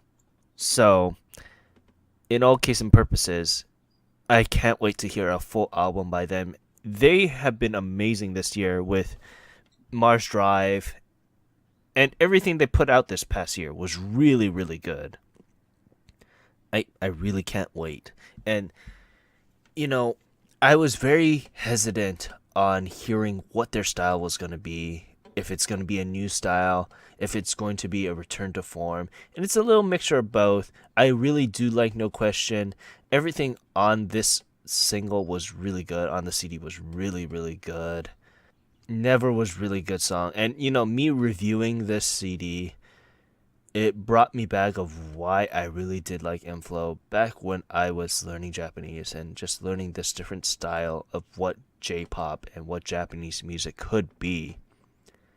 It's so amazing, and I'm so happy that they're back, and I really, really can't wait till they release new stuff, and I'm so eager to hear what 2019 has in store for them. And I agree with you on that completely. I actually had No Question on my top 10 as well, but since you had it on yours, I thought, I'll take that off since we're going to talk about it. But it is an amazing return for the tripod, the original tripod. And hearing them all together again, Lisa's vocals, Verbal's rap, DJ Taku doing the music, it's just amazing. And No Question was a standout song, and I also love Mars Drive, but I think it was the perfect comeback, and I'm super excited for that album as well. That was one of my highlights this year, is just, just hearing them come back. I remember when they were all 3 together, and then when Lisa left, I was really disappointed. So, Granted, I really did love their Inflow Loves collaborations, but having Lisa I did back, too. I having did too Lisa- because I discovered too many new artists. Yeah, so many new artists, which is good. I really did like that because of that. But just having the original tripod back together, it's such an amazing thing, and I just love it. Mm-hmm. Yeah, and see, I'm more familiar with Inflow after she left. So, because the album that I've listened to by far the most was, what's the one with One Date on it and Dope Man? I'm drawing a blank on the name of the album now. Beat Space 9. Yeah. Yep. So that's the album I'm the most familiar with, and that is post Lisa. And so it's really interesting to hear her back, like the original tripod, so to speak, to hear like what that originally sounded like. And it's very fascinating to me as a recent fan, not as an old school entrenched fan, but just as like somebody new to them. It's very interesting to hear them and hear like how they used to sound. And I'm really interested in see what that album's going to look like I think personally for me, I did really like No Question. I think I like Mars Drive just a little bit more, but they're both stellar Yeah. songs, and They're both stellar songs. yeah, it's really interesting. I'm excited to see what happens next and where they go from here. And I will say, I think No Question for me, it has more of a Western style than typically like their older stuff. So that I do find that kind of interesting. That it seems like they're trying to incorporate more of a Western style, especially the way she raps in the opening. That's very current, modern day Western style of rapping, especially for female vocalists. So very interesting. This is very, very, very interesting. It's exciting to see where they go. And for example, if we were to go into like just a little bit here, you take in point Hands and Tripod were their original best songs, and just hearing what their sound was back then was so different and so revolutionary back then too. If you take a look at Hands and Tripod, that was early 2000. The J-pop community at that time wasn't used to that. They were turning over to the idea with, Amuro and IU with that lovely different style, but M-Flow kind of solidified that, so to speak. But yeah, I mean, with that, let's move on to your number 7, Lovina. So my number 7 is Miwa's Update-o.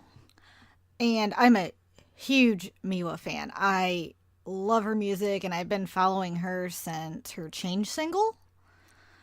So hearing Update, I knew I'd like it even before I heard it, but I love this song. It is such a fun song, and it's so cute. It puts me in a really, really happy mood. I will say, it is the ending theme to My Hero Academia Season 3. Yeah. Am I correct, Gray? Yeah, part 1. I have not gotten that far, and I heard it doesn't match with it. It's the darkest episodes of the show. You tell me how well that matches. Tonally, it's the darkest. I can see not, but I adore the song, and she's freaking adorable. The music video is really cute. I did find it on YouTube. And this is a song that gets stuck in my head. It has a catchy chorus. I really like the use of the trumpets in the middle of the song as well. So she combines a lot of different music in there. It's actual instruments, and she always plays the guitar in all her songs, which is one of the reasons I really like her music, is she is a great musician, not just a singer. And her vocals with the melody also fit so perfectly.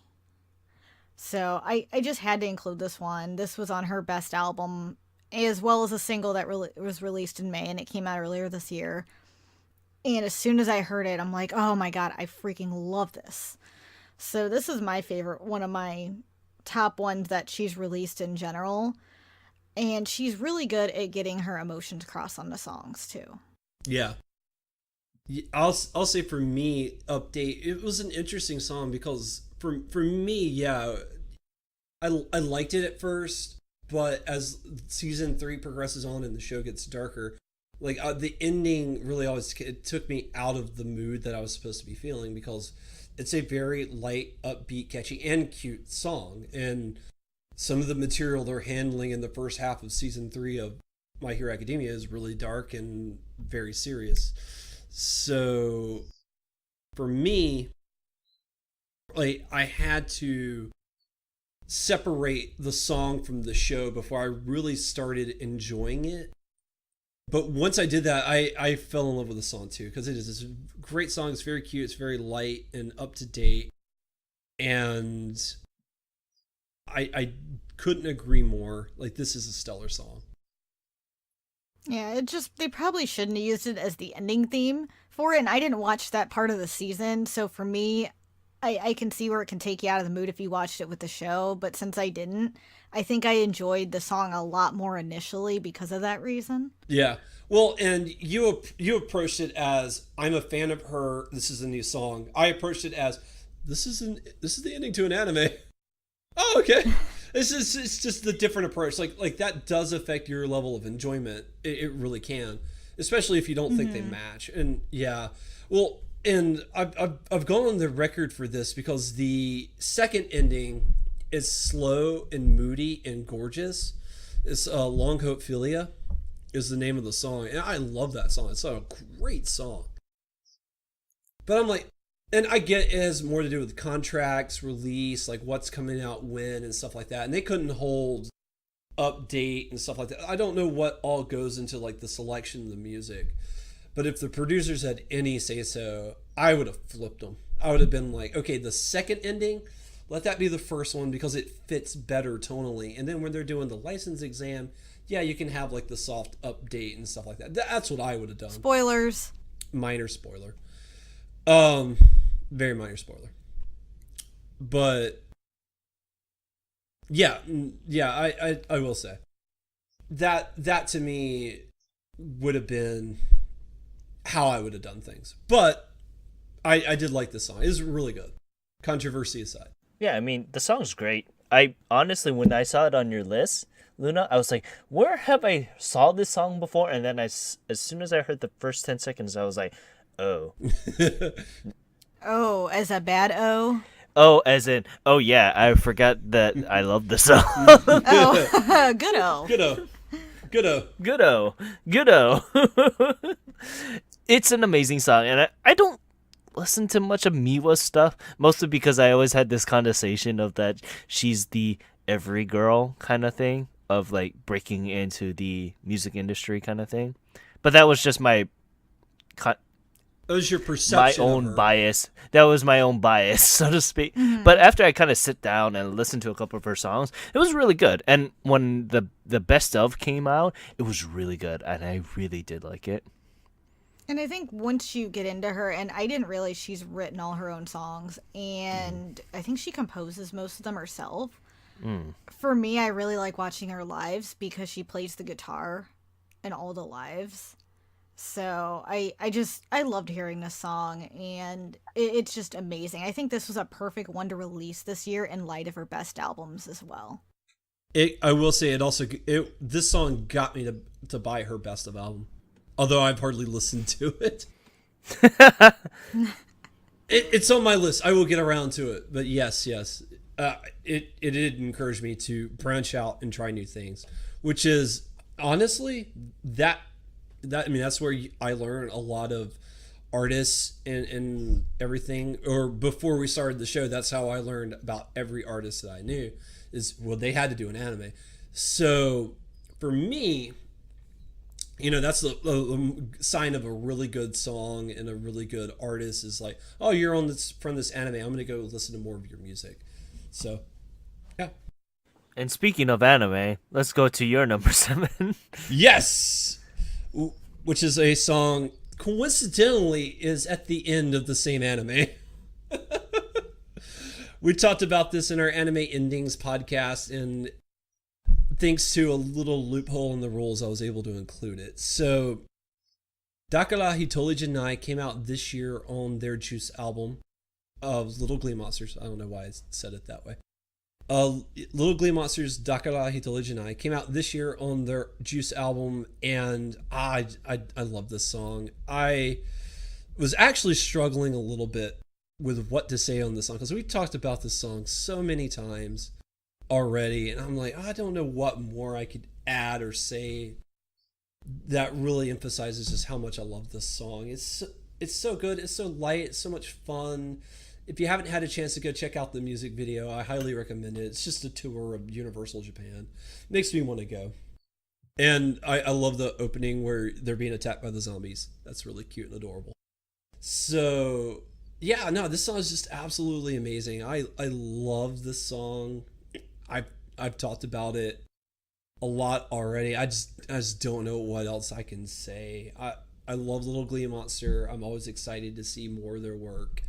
And they did have a couple singles come out this year. Unfortunately, I think I've heard once or twice, and I really loved them, but I don't have access to them. I don't listen to them on a regular basis, so Dakara Hitoli Janai is on the list. So, because this is another one of those songs where it's like, well, there would be no way I could say, well, this is my list of top 10 and it not be on it. So, yeah, definitely a stellar song.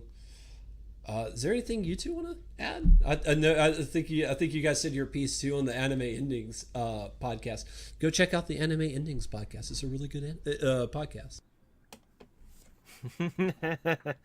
Yeah, it's all right. I mean, like for me, I was really like loving it all too much. I think you're more of an over guy. I mean, I thought it was a really cute song, and it did fit with the show. Yeah. So I really, really did like it. I thought it was good. It wasn't one of my favorite songs by them, but it was a really good song. So. Yeah. Well, my absolute favorite songs by them, I could not include because they're on the Joyful Monster album. But I mean, Juice is a great album, and you know, there's Over, which is a great song, which is the opening to Boruto. Love to the World is a stellar song. Jupiter's amazing. Like, there's a lot of good songs on that album, but this is the one song that, thanks to its association with My Hero Academia, it just sticks in my heart, and I just love it to death. Yeah, and I mean, it's a good ad for USGA, which makes me really want to go now because The music video will have that effect because you're like, I would like to see this. Which reminds me, Luna, we should try and go when we go to Japan. Universal, you mean? Yeah, I've never been, so I've been to the one in the U.S. several times as a kid, but I've never been to the one in Japan. I also want to go to Mount Fuji. I want to go to Fuji-Q, but I know that's too expensive. Well, the thing is, if we're going around the same time we're going, it'd be too cold to go to Mount Fuji. We would you're right. It'd be we'll too literally cold. die. Would it be too cold for USJ? No, we'll probably just get the wind chill, if anything. True.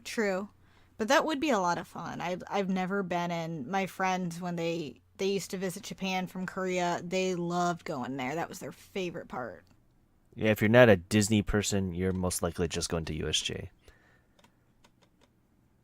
But, you know, I really do like this song. It caught me out of nowhere. Granted, that and Tsukida, which is the other song that they sung for the Kohaku last year, which is really good. It caught me out of surprise, and it became... I only listened to those two songs begrudgingly, but it's on my Juicy playlist, and I really do love the song. So I'm quite happy that you were able to put that on your list, Gray. Thank you.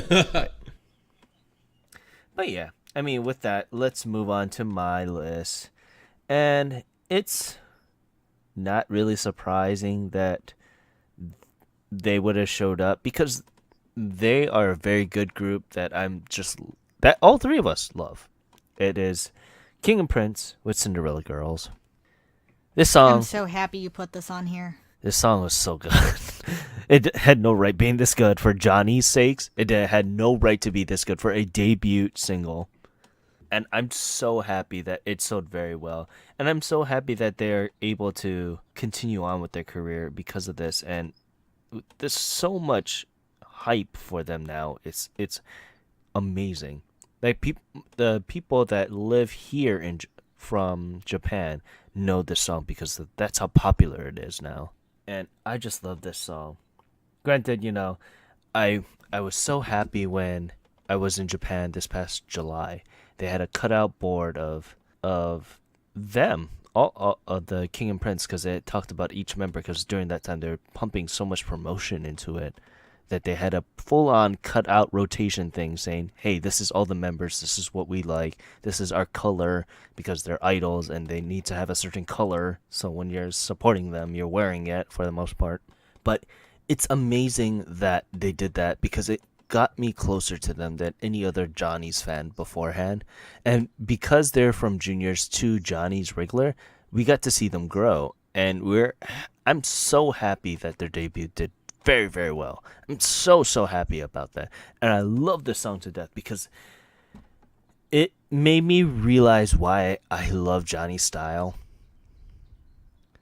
And Odyssey does that to a T occasionally, but nothing sounds so refreshing than Cinderella Girls. And I agree as well. I'm really glad that their debut single did so well. It was an amazing song, and I feel like we're watching them grow, like you said. You know, we saw their first debut, We've seen their second single, and we're going to be watching them on the Kohaku this year. So I'm happy this one made your list.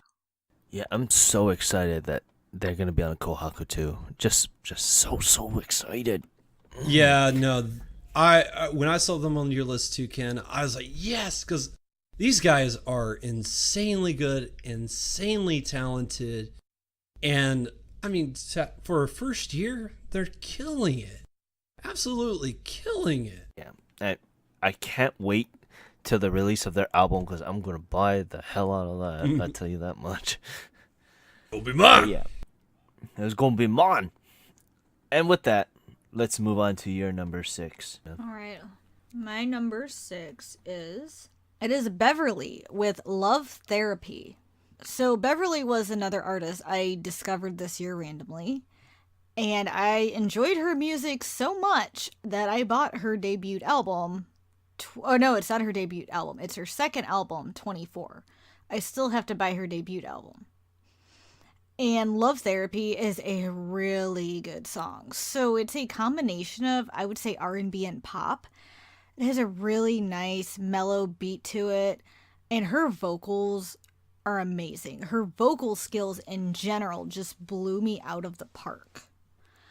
And she does showcase them in this song, not as much as several of her others, but the melody with her vocals in this is perfect. And I love it when she's like, shine in my heart, shine in my soul, da da da da da da da da. It's such a catchy song, that chorus, and it uplifts me. It puts me in such a happy, good mood. The music video is absolutely beautiful. And that's what drew me in is I saw a little clip of the video. I'm like, oh, who is this? I need to watch this whole video. And she just blew me away, and she does even a little rap part in there, which I thought was really cute, as she has more of a cuter R&B sound. So I can't say enough about how much I really loved her, and this was the song that got me to say, hey, I have to buy this new album. Yeah, I've loved Beverly ever since 2017 because of her song "Be the One," and that's where I first found out about her. And "Be the One" was an amazing song. And when you showed Love Therapy, I was like, I was very excited because I remember you were talking about how much you really liked Beverly at the time. So after giving this song a listen, I'm like, well, I have to go buy this song digitally now. Because Beverly is an amazing vocalist. To a T, I can't wait to see her mature as an artist, so to speak, and see more of her songs come out throughout 2019. I really can't wait because this song was really good, honestly. It was. Her whole 24 album was amazing, and it did showcase her vocal abilities, but she has so much more room to grow. She's very young, and I can see it maturing more over time and her developing them more. So I'm really looking forward to 2019 for her, and I also want to check out her debut album. Awesome. Is all the songs I've heard have blown me away, but Love Therapy was the first song by her I heard, and it just really struck me. I forgot Beverly was the one that did "Be the One." That was a good song. But no, yeah, this is a good song too. I really liked it. I listened to it for the first time on my way into the office earlier today. So, but I did enjoy it. I thought it had a really good beat, and she does have a great voice. So, I will probably be checking her out more too. But yeah, I mean, I can't wait to see what her career has in store for her for 2019. But if Me it's too. anything like Love Therapy, I can't wait for more. And with that, let's move on to your number 6, Gray. All right, for my number 6 is "You and I" by Doberman Infinity. This song, I don't even know where to start with this song. I love it so much. It came out of left field for me, it felt like, when I heard it. And because the first song I had heard by Doberman Infinity was the Beach Ball song. And like, if you compare the two, they're just radically different songs. But I was not expecting a song like this from them at all. So when it came out and I heard it, I was like, "What? My lord, they're talented." This song is absolutely amazing. It does have like a rapish feel to it, but I wouldn't call it rapping. My mom listened to it and she called it rapping, but for me, I don't. It's not quite that. It hits that cadence, and to me, that cadence is important. It's what helps drive the song forward in a cool way, and it's so beautiful, and at the same time, it's like I don't. For me, it's romantic, not, and I think they're romantic with me, but it's a romantic song, and I could see that just being played in like a romance or a romantic comedy at the end when they're getting back together, and you're shedding the tears. You could play the song and it'll fit perfectly, and I love this song to death.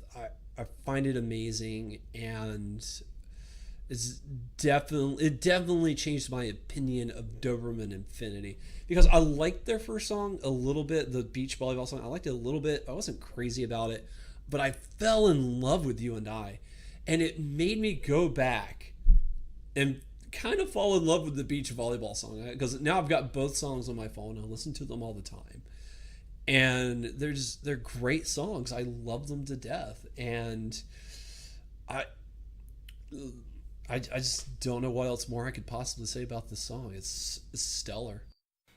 Like, same for us. Doberman Infinity came out of nowhere, honestly, because I wrote them off with that album. The album that they came out earlier this year. I wrote them off, and then I ended up listening to it. Sitting down and listening to it, and by God, it changed my perception immediately of what they are. Yeah. Oh, and also, by the way, that song is sponsored by Beats by Dre. Hello, Apple. Can I get that money now? That sponsorship, please? Yeah, we will happily shill your stuff. We will happily shill your stuff. Most of my things is made by Apple, the best company in the world. The watch I'm wearing was made by Apple. Next to GameStop, power to players. But that's neither here or there. Doberman Infinity is such a good group, and I can't believe that, at the end of 2018, I'm loving a rap-based group. And I hate rap with like a passion. I hate it mostly because it's the Western style rap, which is Yeah, it is the Western style rap, and that was the thing, because that was the thing with like the summer song. I was like, well, I mean, I kind of like the rapping a little bit, but for me, rapping, the message that it implies, it's kind of just like yeah. But You and I is such an amazing song. Getting back to it, it's really good. It knows when to pick its spots to put in the rap part. Yes, it does. Which I love. Yes, and I want to say I do like hip hop, depending on what it is, and you'll see that later on. But I loved You and I. I thought it was an amazing song, and like you guys said, Doberman Infinity came out of nowhere, and that album they released this year was fantastic. I mean, they have amazing vocals, but they also have really good rap. And I do like my hip hop here and there. I gotta be in the mood for it, but they blew it out of the park this year. And I'm really curious about what else they're gonna be bringing to the table next year. Yeah, I'm so excited to kind of look at this and be like, I don't mind rap. I say that very consciously. They also were a collab for the Red Dragon song also. Mm-hmm. And that was an amazing song. The song is so good. So good. Has no right being that good. Once again, Red Soul Blue Dragon it doesn't need to be that good, but it's so good. Oh, yeah. Yeah. No. Doberman Infinity, I haven't had a chance to listen to the album yet. I really want to go back and give it a whirl though, because Like You and I is just absolutely amazing, and I think it's just one of those cases where it's like you got to be careful not to write off a group, because every once in a blue moon they're going to come around and just prove you that not only are they talented, they're stupid talented. And this song just does that. They're stupid talented. Like, they are so good. This song's so good. Oh god, yeah, I love this song. I listen to it all the time, and there was one other song. It's a lot higher on my list, but there's another song that I like. It makes me think about like the same thing as the song does, because I'm single, but one day I hope to get married, and I do the dumb thing that single people do, always plan the wedding or what. Like, I have a 100% say so over everything, which I know I want. But like I listen to a song like You and I, and I'm like, this would be like an amazing song to listen to at the wedding ceremony, when like they're doing like the couples montage of like it's the pictures of the couple, and you see them throughout the years as their love grows and stuff like that. Like, you could put this song in that scenario and it fits so perfectly. There's another song on my list I think fits a little bit more, but the song still works perfectly. And I love this song to death, and I just can't recommend it enough. So good. Luna, as a person who is planning a wedding, does the groom have anything to say about what has to be involved with the wedding? The groom? Oh yeah. No. Actually, he's extremely involved. So we both have been working on it together, and we both combine a lot of our ideas together. So I think he's a little more involved than I am at times. My comment was to say that I won't have it'll be a 50-50 thing. It won't be wholly my wedding, just like it won't be wholly my wife's wedding. It'll be a collaboration of sorts. Like, ideally, for my wedding, it's gonna be just based here. I'm gonna make you guys come here this time. Come to Hawaii, enjoy the nice warm weather. I'll make it during the winter so that you guys have to climate change. Yes. Be like, oh, we'll be there. I'll move a mountain to be there, no. bud. I would not miss your wedding for the world. Just like I'm not going to miss Luna's. I'm excited about next October. I'm very excited. It's the first time I'm moving that far east. I've never been past Nevada, so I'm very, very excited. You'll be in for a treat, because I already have a list of places to go. So I think culture shock is gonna happen too, because I'm the only. You might have a little bit of it. I can tell you, we have some of the worst drivers here. I was told by that's Kyo that I'm gonna not walk around at night, right? It depends where you live. Where I live, you're perfectly fine. I mean, I've never had any issues, but I've also been a lot more aware, because there was a car break-in last week in my neighborhood, so. Ruh-roh. But I mean, it happens everywhere, so I can't really speak of that, but I think you'll be fine. I mean, neighborhood I live in, I've never had any issues, and everyone knows each other for the most part, so. Okay. But yeah, let's move on to my number 6 here. And this is not really a surprise here that I added this group onto the list too, because we just love this band also. And it's our number 1 popularity thing on our site for some stupid reason. I don't know why. And that is Oshare Taisaksen by Narkraitaki. Don't know why it's so popular, but it is. Yeah, it's and a I great love song. it. I love Narkraitaki. Like I said, with the indie corner stuff, this was the trolliest ass troll band that I ever could find, because the singer is a 22-year-old little girl. That has a voice of a little girl. I don't know. I really like her vocals. This is me I personally. do too. I like them so much. I actually liked her so much. I ended up buying their first studio album.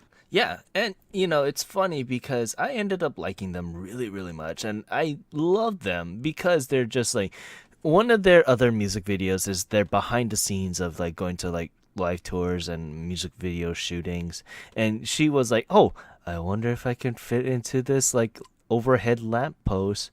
And oh, oh, my head fits. Oh my goodness, kind of thing. And I'm like, this band. Oh my god.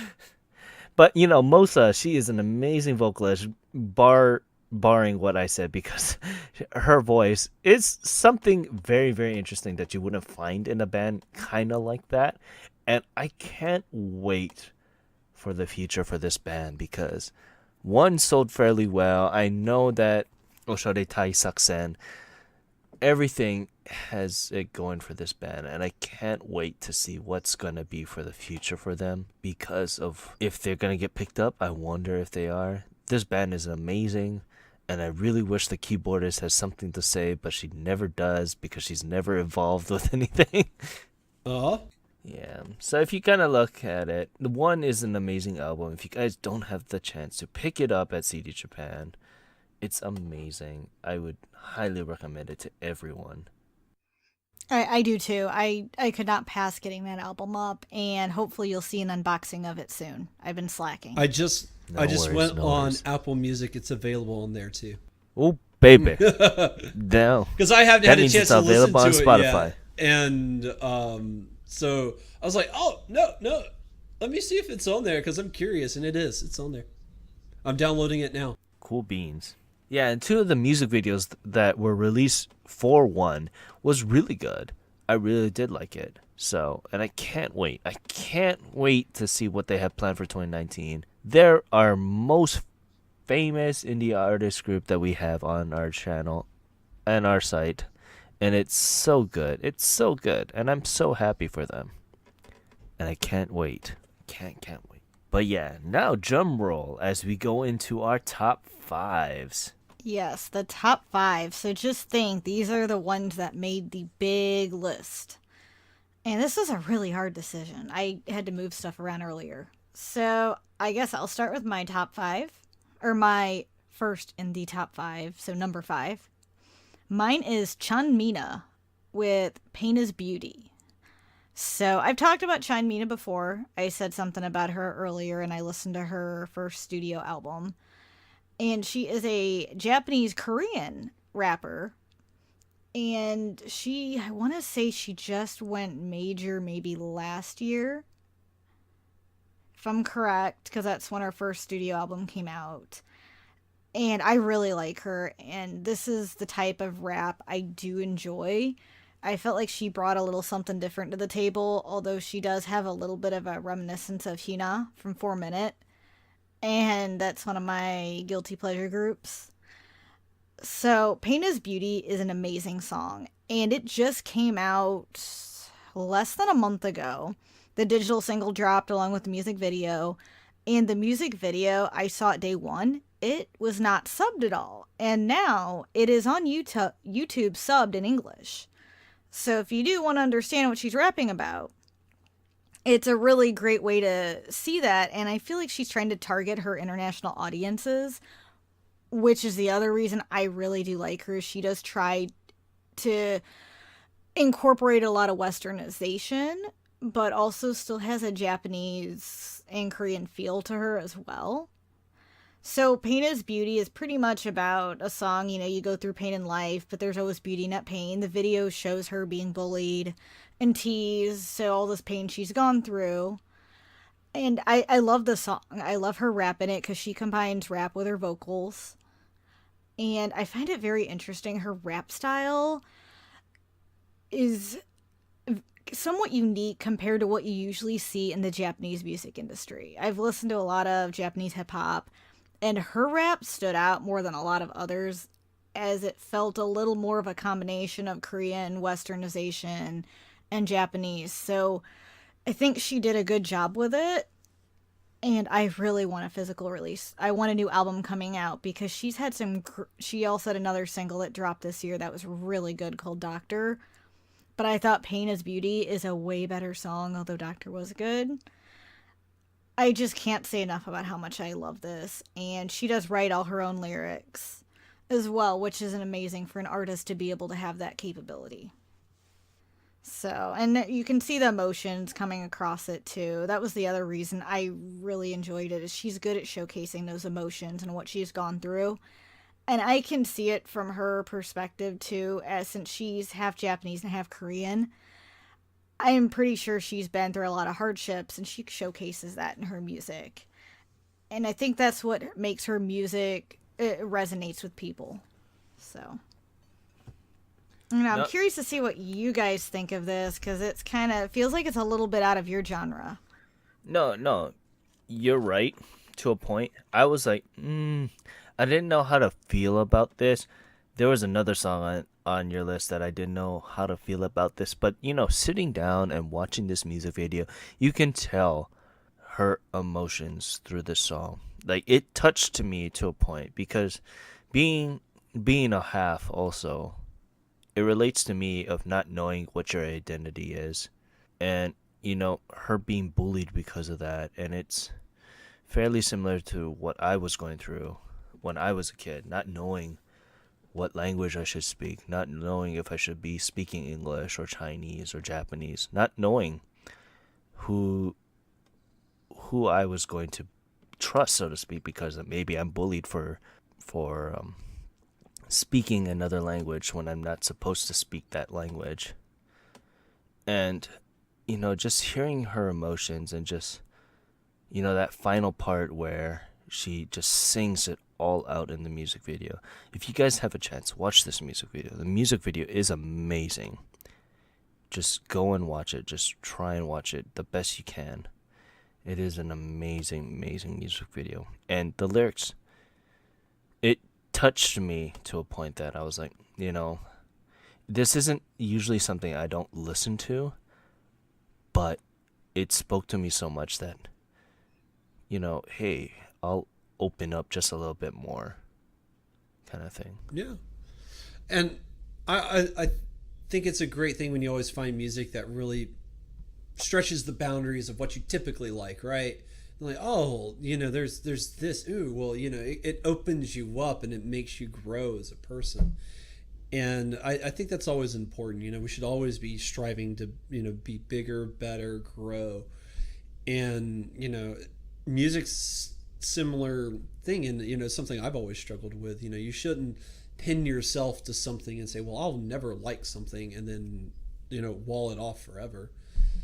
But me personally, I did like this song. I didn't get a chance to watch the music video because I was driving, and it's more important to have my eyes on the road than the music video, and I had to squeeze it in the time in which I had to squeeze it. But I will say I did enjoy the song. I loved the rap portion, and I think my only grief with the song is I kind of wish the rap was like I like the rap over the singing part, and I wish like there was more rap in it than there was singing. It's just a very personal thing for me. But all in all, I did really like this song. I really enjoyed it, and I haven't heard a whole lot of her music, just like a little. I think this and like maybe one other song. But she's very interesting. She's definitely piqued my interest, and I'm interested to see where she goes and what she does. I am too. I'm very curious to see where she's gonna go. She's had two physical releases, and these are two digital ones. I want to see what she's going to do next year, as I feel like Doctor was released a couple months ago, and then she came out with Pain is Beauty. So I want to see what other releases she's going to come out with and how soon. Very interested. I'd love to see her live when I go over there. If she's doing anything, I wouldn't mind checking her out live. Yeah, I would. I'll be right there with you. Plus, she's also old baby. She is very, very baby. Yeah. But yeah, going on to Gray's top 5. All right, so for my number 5, I think this is one I would bet money this song almost popped on all 3 of our lists. But oh, yeah. when it was announced, I always knew I mostly knew what my top 10 was going to be, and I immediately threw it on. So I guess I got to claim it. So for my number 5 is Garasu Oware by Keiakizaka 46. Now, I will state that, yeah, this is not my favorite song they do. There is another one, but it came out last year. So per the rules, this is the one that landed. And it's my number 2. So whatever. I get to talk about an amazing song. it doesn't matter. But this song is so good because this song right here really changed my opinion on Japanese idols, what they can do, what they can't do per se, which is very little, and like what they should sound like. Because, yeah, there's a lot of subgenres of idol and all that stuff, and there's a lot of multitudes of idol groups, but by and large, when you think of an idol group, you think of their pop, and they sound either cutesy or or it'll be a good dance number or anything like that.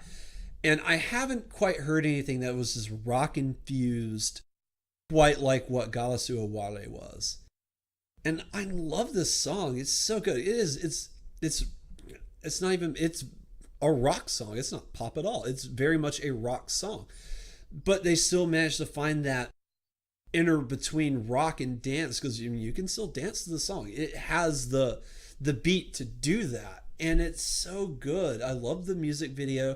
I stand by my statement that the lead singer, and I actually know her name and I'm blanking on it for the moment, but the center for the song, like in that music video, she's doing a killer Kaneda cosplay from Akira. That's just my opinion, but I love this song to death. It really is one of those songs that really opened my eyes and really made me rethink a lot of things. And it was the song that got me into Keyakizaka 46. This was the first Keyakizaka 46 song I had heard, and I think Kaze ni Fukare Temo was on the charts in the beginning, but when we were doing the albums and all the singles, it was always hard to listen to everything. So I kind of missed them the first time we had the chance to talk about them. And going back and hearing that song and just falling in love with it, which is another song that stylistically is so different. Like, you just hear the talent of these girls in these groups, and I'm really interested to see what they're going to do with the Kohaku in light of recent news, which I don't know if this is the place to go into that news or not. We talked about it on the last episode, so go back and check the last episode if you want to hear the news I'm referring to specifically. But it is really good. I love this song to death. It was really a game changer. And of all the songs that I'm going to talk about in my top 5, this is actually the biggest game changer for me. This really changed my mind and opinion on a lot of things. And it's insanely good song. I love this song.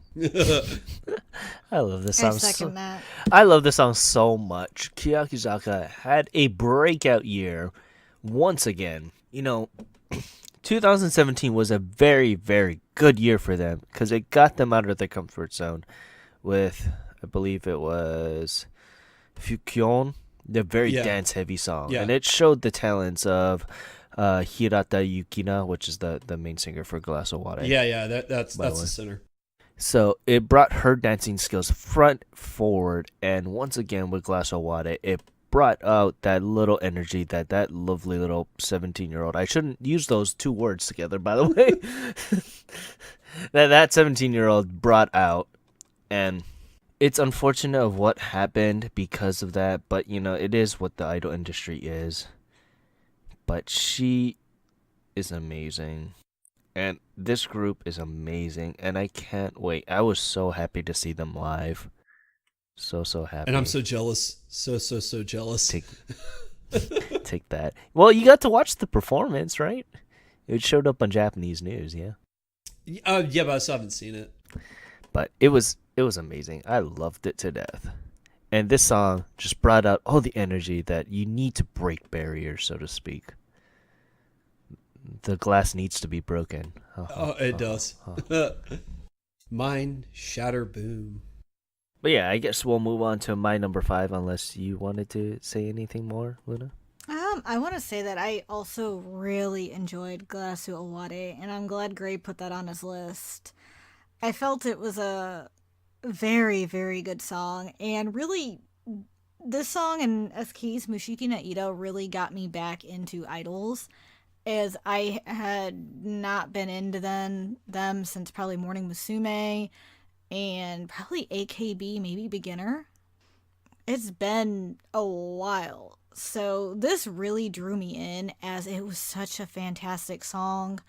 And like you said, I loved the lead for the song so much. So this was definitely a good choice. Thank you.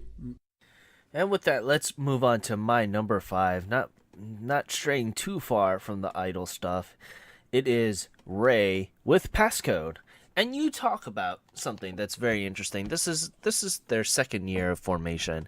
You talk about evolution of the idol subgenre, and this song was so good. Passcode really stands out with them.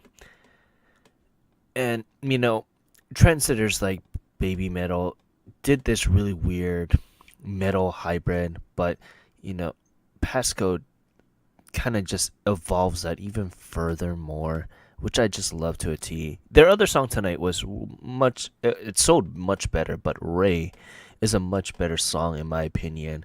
Just listening to the energy that they have. If you listen to the song live, it's so good. Plus, I bet the screamo kind of put you off, huh? Great. Well, I was gonna say I was gonna let you speak your piece, but yeah, no. So this was a song I really, really wanted to love because I love the guitar, I love the music, I love so many things about it. But no, the screaming really killed it for me to the point. Like I'm one of those people where for the longest while I hated it because to me that is the definition of nails on a chalkboard is when I hear it. It drives me insane. I hate it with a passion. But I've really opened up a lot, and I've gotten to the point where I can handle it in certain songs, and especially when the song like crescendos to a moment where it's really appropriate, and I wouldn't say it feels needed, but it's there and I can accept it, and that's fine. But with this song particularly, and all other Passcode songs I've heard, because I like Bish, and I like Cool, and they both do the same thing. And I remember you asking me, well, why don't you like Passcode? Well, the reason why is outside of certain songs with Bish and with Cool, they only do like the scream when it's again necessary, when like the music kind of calls for it. It's not in every song. But for Passcode, it feels like that's another instrument applied to the band. And that to me just like they're screaming in places I feel like it's unnecessary, and I'm like, to me, I just don't like it. But I loved everything else about this song. It really is. And it's one of those songs that, we talked about, like challenging our perceptions and opening us up to new music that we normally wouldn't listen to. And this is a front that to this day, like I'm still being challenged on because, I've had this wall here for so long and it's slowly crumbling. But Passcode is, I don't know if I'm ready for Passcode yet, but I did like the song for the most part because, like I said, I love the music, I love the lyrics, the way that they sung the composition. I loved everything about the song. I just didn't like the screaming. That was the one thing. I just don't like that. If it was not for that, this song would be in my top 10. One member is specifically there to scream, right? That's why I said it was one of the instruments applied to the band. That poor girl sounds like she's being stabbed, and it takes me out of the moment. Did you So have I anything? really- Oh, go ahead. I did. I really liked the Passcode song. I thought it was a really interesting one, and I didn't know what to expect because this was probably the first song I'm sorry, I'm laughing. That it's not good, at the song. I guess he feels better. It's not at the song.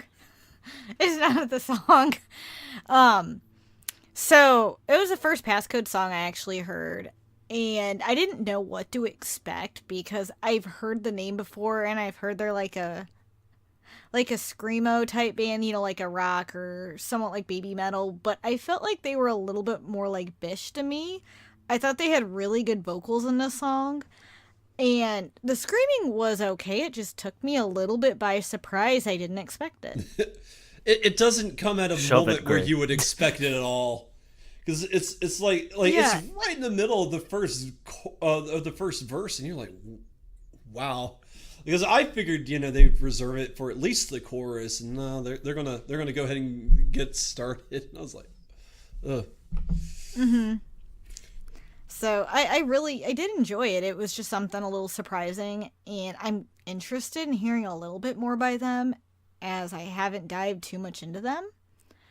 So it was a very interesting one.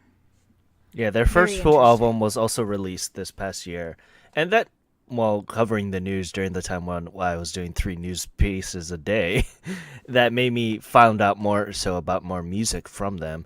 And Ray is an interesting song. Tonight is a much more tonally down song, so you might like that much better, Gray, compared to Ray. Ray, I just love it because the screamer just takes you out of nowhere. It pins you to the wall and makes you like it. Well, I wouldn't agree with I wouldn't agree with the part that makes you like it, but I will say it comes out of nowhere, and again, so like if we're talking about, let's use a swimming analogy, right? Like bands like Bish and Cool, like for me, like they're the shallow end of the pool. That is like all the screaming and stuff like that. Passcode's the deep end, and then you're like, oh, am I there yet? Will I drown? Will I come back up? Like I don't know. Like that for me is that. Is it? There's a lot of things I loved about this song. I want to love this song. I really do. It's just that one little problem I have. 3 months down the line. Hey guys, guess what band I really like? And that could happen. Part of me hopes it does happen, because again, that opens you up to more music that you get to listen to and enjoy, and that is a great thing. Like more music is always a great thing. Like when I don't like something, it is not because I don't liking it. It's like, oh, I wish I could like this, but there's something about it I don't find appealing. And that the screaming part for me is that it's just like it's nails on a chalkboard. It just goes down my spinal column and drives me insane. But I'm glad you loved it, and I'm glad I got to listen to it. I will say both of that, because I am really glad. It's a song that pushes you, and that's a good thing. It's always a good thing. You should always be challenged. But yeah, let's continue on to your number 4, Luna. So my number 4 is, big surprise here, it's Kotokumi's Hush. And I freaking love this song so much. And I want to say the first time I watched the music video, I didn't think much of the song. But when I got DNA and I listened to the whole album, this song just stuck out, as it really brought me back to her older style from a couple years back. I guess it's the verses that really got me. And I love how, I mean, the chorus isn't as catchy, but it's the verses that really sold me, because she has her deeper voice in there. And I just love this song so much. I had it on repeat in the whole way to work. So you can imagine about 15 and 20 minutes of listening to this song over and over. It would end, and I'd hit the back button. It would end, I'd hit the back button. I'm like, one more time. We've all been there. Moichido. So it's a very catchy dance song, and a little repetitive, and I think that's, what gets you in a dancey mood to it as well. She has a little bit of rap in it that blends very well into the song, as she goes from the rap to the singing. I would personally like to hear her rap a little bit more, as I've only heard it in a few of her songs, and I do like when she raps and goes full out. This she didn't, but it still fit very well. So this is one that caught me out of all of her 2 new albums that were released this year. This one stuck out the most, although I loved both albums.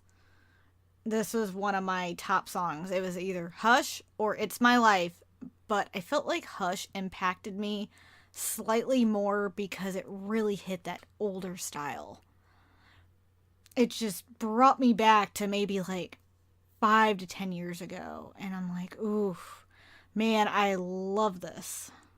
So I don't know what else to say, but you guys all know how much I love Kodakumi. So I I'll say I I agree with you. I loved her rap in this song. To me, that was the best part. And I think it would be really cool, really, really cool if she released an album from beginning to end. This is a rap album. And just for her to experiment and to see what she does with that genre. Because I think she could take it in some very interesting places. And yeah, the song itself, I kind of liked. It wasn't my main thing. Like I said, the rap portion was by far my favorite portion. I will say for a song called Hush, she's really about burning the stuff down. oh yeah, playing with fire, gotta bling bling bling. So and that I didn't care for the chorus when I first heard it, but it was the verses that stuck out more than the chorus, which is weird because it's always the opposite with most songs. Usually you get hooked to the chorus, but this, Yeah, well, it was the verses that I loved. and I mean that's the hook, right? The chorus is always the hook. Like that's like, oh yeah, yeah. The hook is usually, I feel like, the chorus Yeah. of it, and for me, this I felt like a 180, as I was more interested in the verses than anything. So, Ken, what did you think of this one? This is really good. However, it did harken back to her old style, and I love it. The aesthetic was really interesting, though. The only thing that I really wanted it to do is, like what Grace said, I did want to hear more of her rap style. Mm-hmm. It's something that you don't really hear all too much. So I wish that was more of a thing. And maybe she might be doing it for her 2019 albums or singles, but I really want it. I really want to hear that now. I just got the taste of it just a little bit now. Same. And there's one song she went full out rap, and it was a B-side song that came out. It was before her Secret album. It was the Chase single. The song was called Heat, featuring a reggae rapper. And Coda went full out rap on it. And it is still one of my top songs by her because of that reason. And, spin how many years later? 12? Because that was, or about 10, because that was about 05. So, no, more than 10, like, 10 to 12. 05, 06. And, she's finally putting a little more rap in her songs. And I feel like DNA and showed a little bit in a few other songs, but I would love to hear a lot more. And I'm hoping she takes that style in 2019 and tries it out. So I feel like this is a song that is a great starter to lead to a new beginning and maybe switching her styles a little bit. Yeah, so like I said earlier, it'd be interesting to see what kind of style she's going to premiere with with 2019, because unfortunately the albums didn't sell well this time around. So I wonder if she's going to try to shake something up to renew that image, so to speak. Mm-hmm. And that's what I'm hoping for as well, because I thought And DNA were really good, but I also felt like there wasn't as not a much promotion. I know Hush, Lit, and Never Enough were the more promotional songs for these. I just feel like it wasn't enough promotion, so I want to see what 2019 will bring and what she'll put out there to wow everyone again and bring them back. But yeah, I guess with that, let's move on to Gray's number 4. All right, so my number 4 is the newest song we will talk about today, because it literally came out 3 weeks ago. But I fell in love with this song. I have had it on repeat ever since, and it's just been one of the highlights of my year in a very odd and interesting way, and that's Overdrive by the Fantastics. This group came out swinging with their first single, and it shows. I absolutely love this song. It hits all the right notes. It's such a fun dance number, and it's a dance number. I mean, if this song really gets the hips gyrating, if you get my meaning. And I just love this song to death. I love the music video. I know it's mostly flashing lights, but that's my job anyway, so I'm mildly used to it. And I'm really interested to see where this group goes, because they really had an impression on me right from the get-go, and I'm really excited to see where they go. I'm telling you, if you have not had a chance to check out Overdrive yet, I can't recommend this song enough.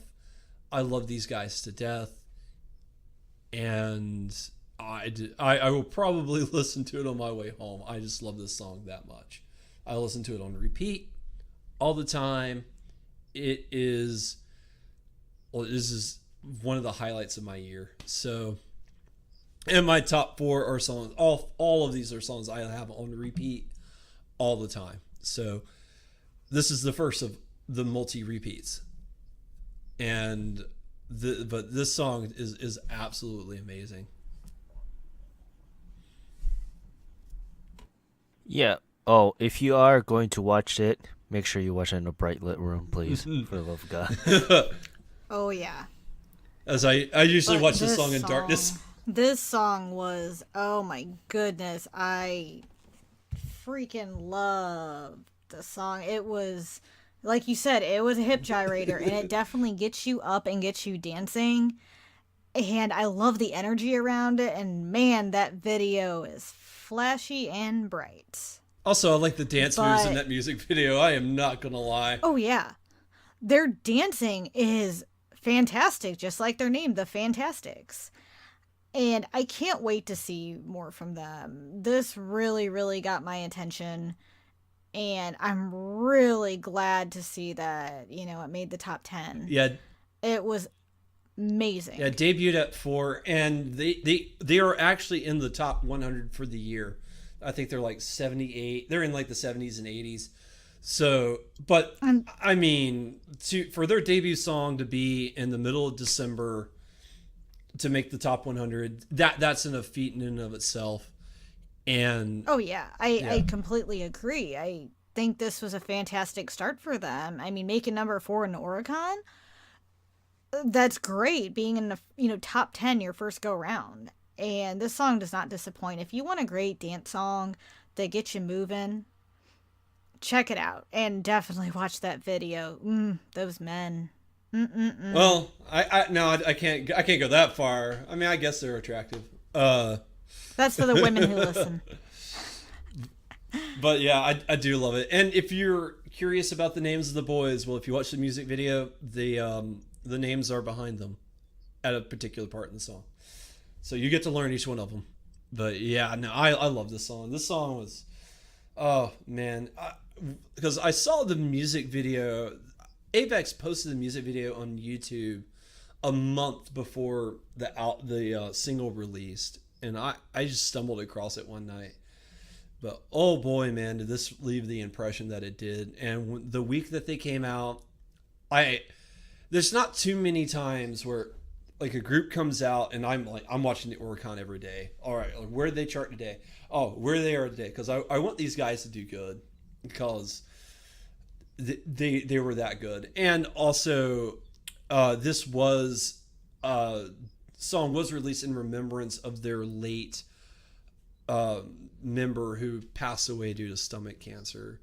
And what a legacy to just come out of the gate swinging, do great, and just it's a good little moving forward. It's also just a good letter to their friends saying, hey, we're going to carry the torch forward. So this song's just, man, it's so good. Yeah, the song is amazing. Just to kind of rivet off there, it's such a good song. I can't wait. I can't wait to see how this group grows also, because watching them from Turn Back Time on, it's been an amazing trip, and it shows that they are, as their name implies, fantastic. Yeah, and Turn Back Time is also a really, really, really, really good song. I kind of feel bad it's not in my honorable mentions because I have also been listening to that on repeat lately. And but yes, yeah, like that's also a stellar song. And I will say, now that I know that song in context, sometimes I have to hold back a tear while listening to it because it is such a sad song. But It's sad what happened. yeah, very much so. But these guys are fantastic, as their name implies. But yeah, no, this is what's your next one, Ken? My number four, it is continuing on with the Exile stuff. It is My Star by Exile, and this is the song that made me solidify the fact that I really do love Exile. I love, love, love Exile as much as I love their beat dancing moves. One of the things that just brings me closer to Atsushi and specifically Exile is their ballads. And My Star is one of my favorite ballads of all time by them. It's right there with Lovers Again. It's that good. If you guys have the chance, it's still up there. It's only a minute and a half to 2 minute preview, but it's an amazing song. Go check it out. You can tell the emotions that they had when they were composing this song. Yeah, no, I completely agree. I had missed this song earlier this year, so I was really this is one of the ones that I was really excited to get to on your list. And man, did it not disappoint. I love this song to death. I agree with you. Like this song's amazing and it is very beautiful. It's a really good ballad. Like I immediately is like, okay, I'm gonna download this now and start listening to it today. Oh, and the ballad is fantastic. It is just gorgeous all around. And it really showcases Exile has amazing vocals. And this song shows that, and I forgot how much I love their ballads and how much I really did enjoy them, because sometimes I do forget a little bit about Exile, but then when I hear something like this, I'm reminded again of how talented they are and how good their music is. I just love the song mostly because I do love their pop and lock stuff. Their pop and lock stuff is what made them for the most part, but their ballads are so good because their emotions that they write for these ballads is so amazing. And it kind of riff off here. Atsushi suddenly is an amazing extension of those talents. So, but yeah, as we go on to our top three here, let's go on with yours, Luna. All right, so my number three is Usasuki Liar by Aisha. And so this song came out as a digital single in May of 2018. I saw the video and I fell in love with the song. I went to iTunes and bought this right away. And not too long after, probably a couple months after, she was going to release a mini album with this song on it. So I double dipped and, of course, bought the mini album because I could not buy the mini album. There's something about this one. As soon as I hear the opening, it opens with Anata no liar, Utsutsuki liar, I don't want you back, boy. I just love it. It hooked me. The chorus of this catches you and it gets stuck in your head, as this is a very dancey, upbeat song. I feel like once you hear it, you can't get that out of your head. It just loops and loops and loops around.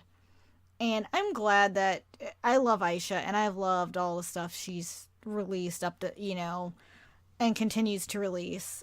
And this song doesn't disappoint. I thought it was a very, very solid release. The music video is a lot of fun as well.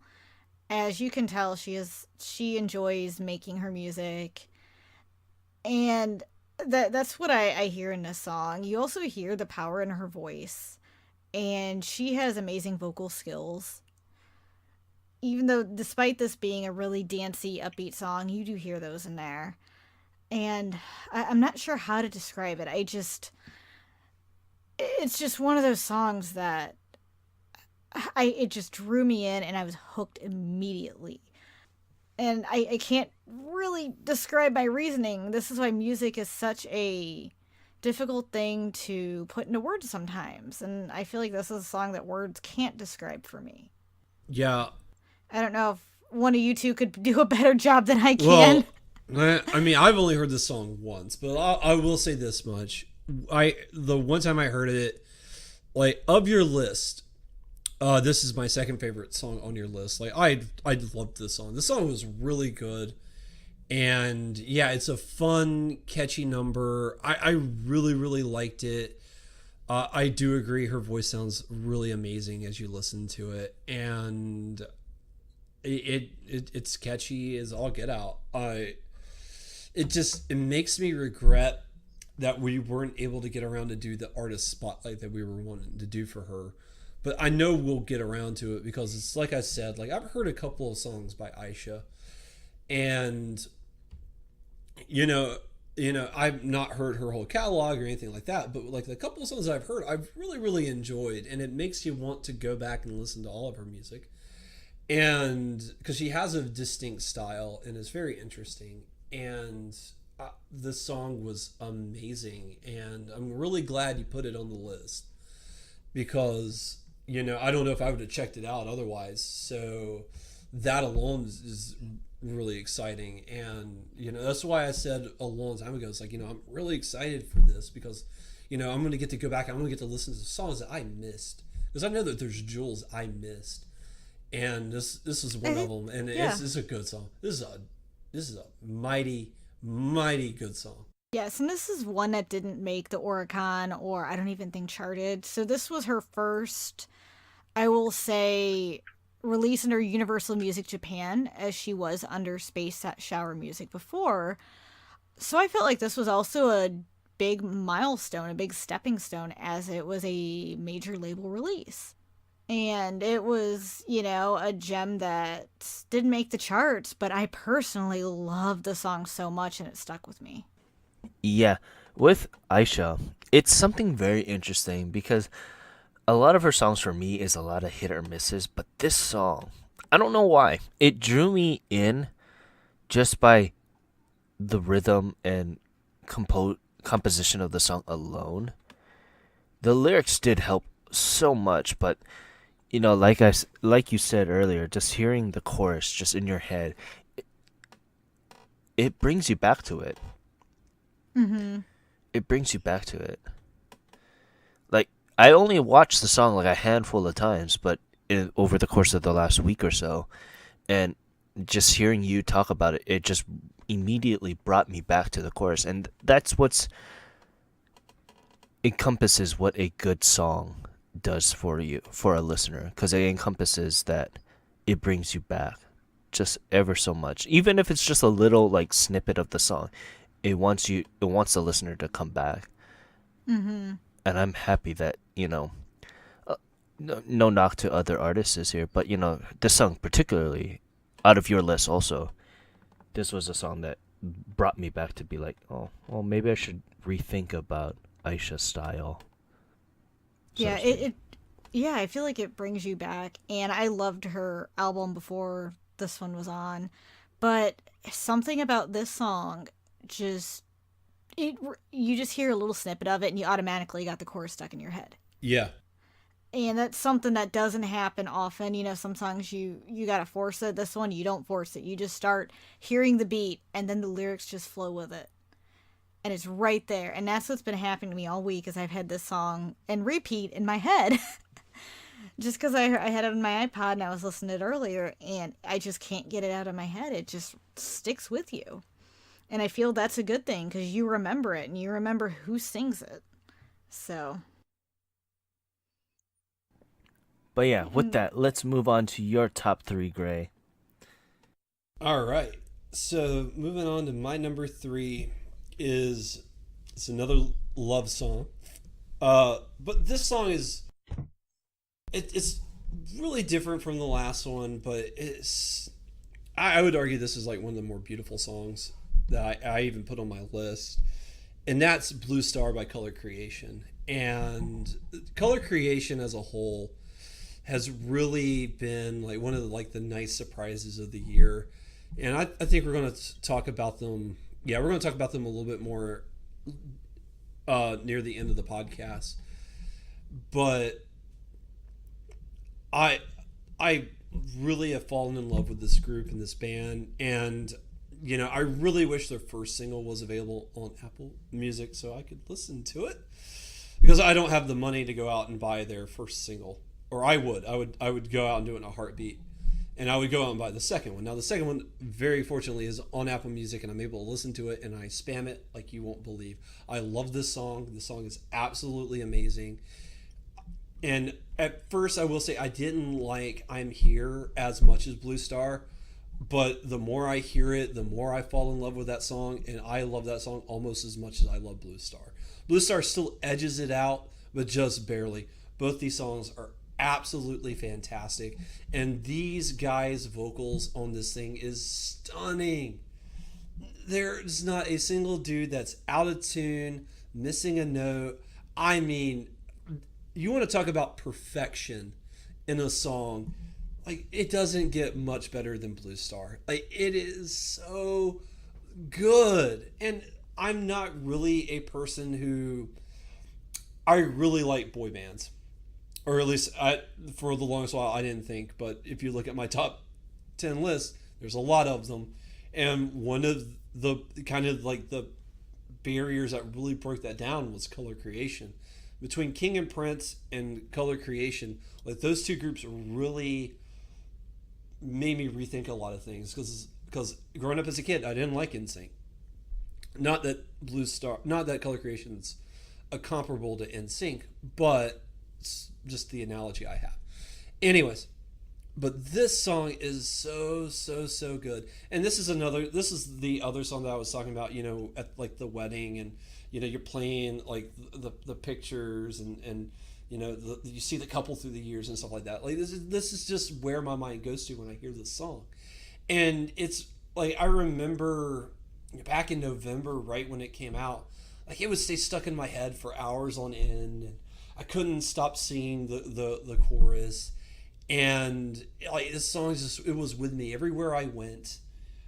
It's so good. And man, I love these guys. I really want to see where they go. And I think it's another group. I think they have an amazing career ahead of them. And this song is it's the proof in the pudding. Like, it's like, man, it's good. Like, oh my Lord, I love this song. So good. So good. Yeah, with Color Creation, it's interesting. Personally, their debut single was a better song in my mind. But that's just me. I'm not gonna fight you hard on this like with the other songs, because both songs were amazing. Yeah. But it's just a preference, yeah. so to speak. Blue Star was a really good song. Don't get me wrong. And it showcases their talents to a T, and they shouldn't be this good. No, they have no right. They're another one. They're another one of those groups that, out from the get-go, their two singles were amazing. They had no reason to be this good, but their composition and their singing style is so well attuned to each other that it takes you by surprise, because you just look at them. If you were to just look at them, the members of the group, you would be like, this is another one of those pop lock groups. But no, they hardly do any dancing of any sort. No. They're more of a singing group. Yeah, they really are. And they harmonize so well together. Just the way that they'll harmonize and vocally and tonally they match. It's just insane. Yeah, so. And yeah, I agree. Like, when I first saw the cover, I'm like, oh, this is just another boy band who's, just another boy idol group. But they pleasantly surprised me, and their vocals, their harmonies, and their songs, they were all very, very good, very well done, composed and sang.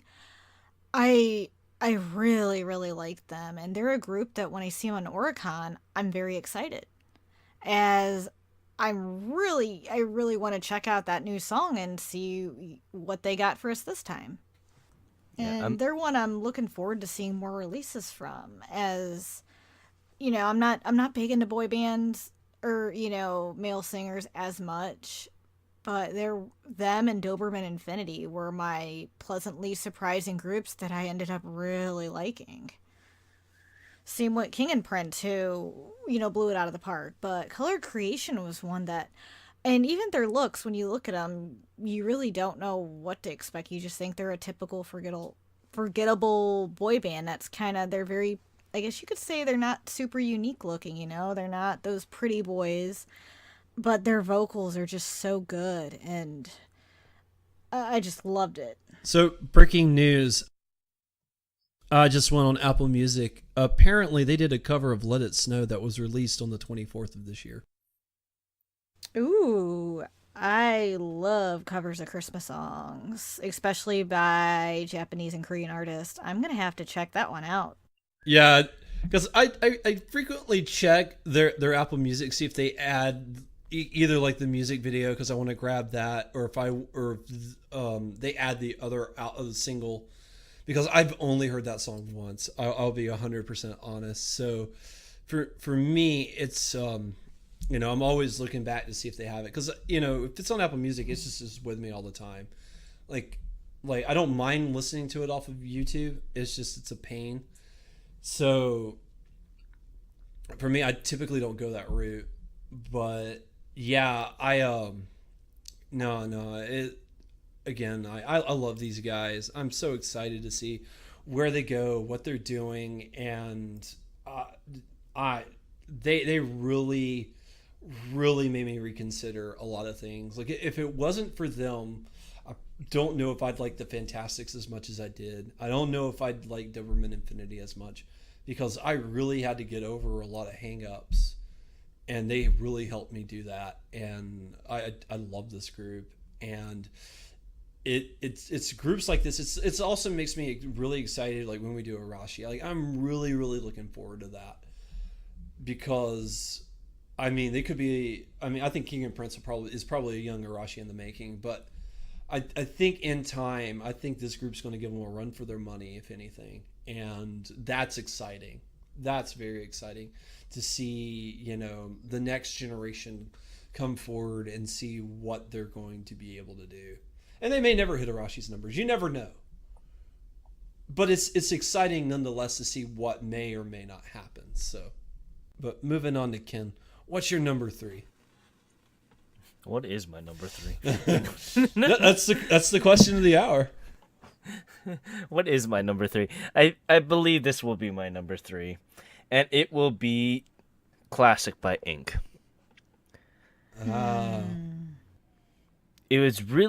It's honestly, number 2 and number 3 could switch on a dime, but for this song particularly, this song is from our number 1 indie corner band from earlier this year.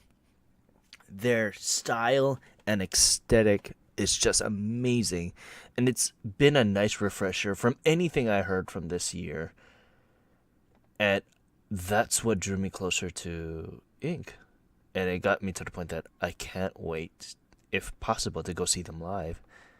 We're one of their biggest supporters out here in the West. Well, a lot of the Indie Corner stuff, that we're one of the biggest supporters for them, and we hope to go see them eventually. Oh, that would be so dope. That would be so dope.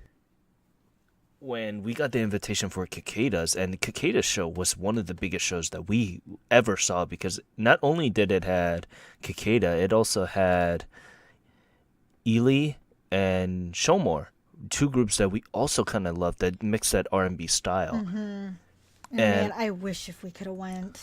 Yeah, they offered us free tickets too. I'm so mad about that. I'm so mad. If we only lived there. If we only lived there and could make this our job. Yeah. Well, hopefully that'll change one day. Hopefully.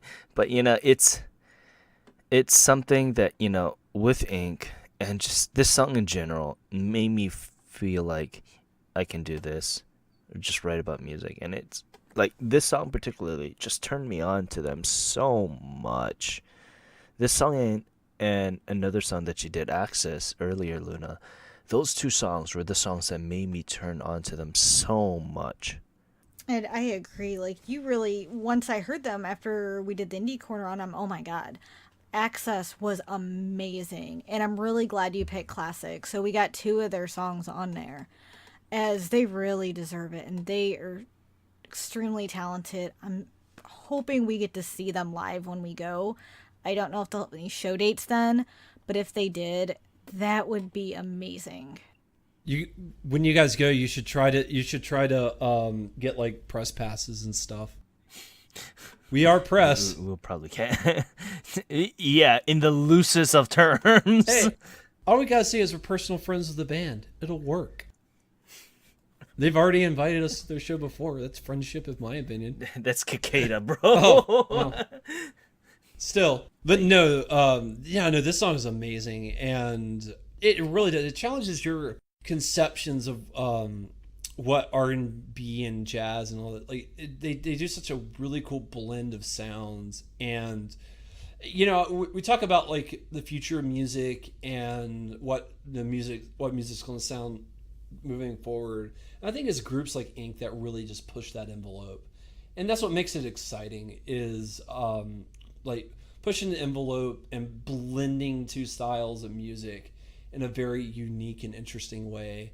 And it gets really exciting to see what's around the road for them and where, you know, what they're going to do next. And this song is absolutely amazing. It's definitely one that grabs your attention and definitely makes you stand up and take notice. And I love this song is really good, and I'm really glad you did put it on your list, because it is awesome to talk about this song, and I think this is great. So Yeah, with that, let's continue on to Luna's number 2.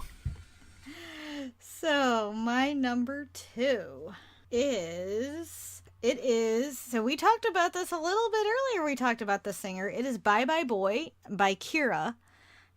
And oh boy, I love this song. Oh my god. I discussed her Naked album, which came out earlier this year.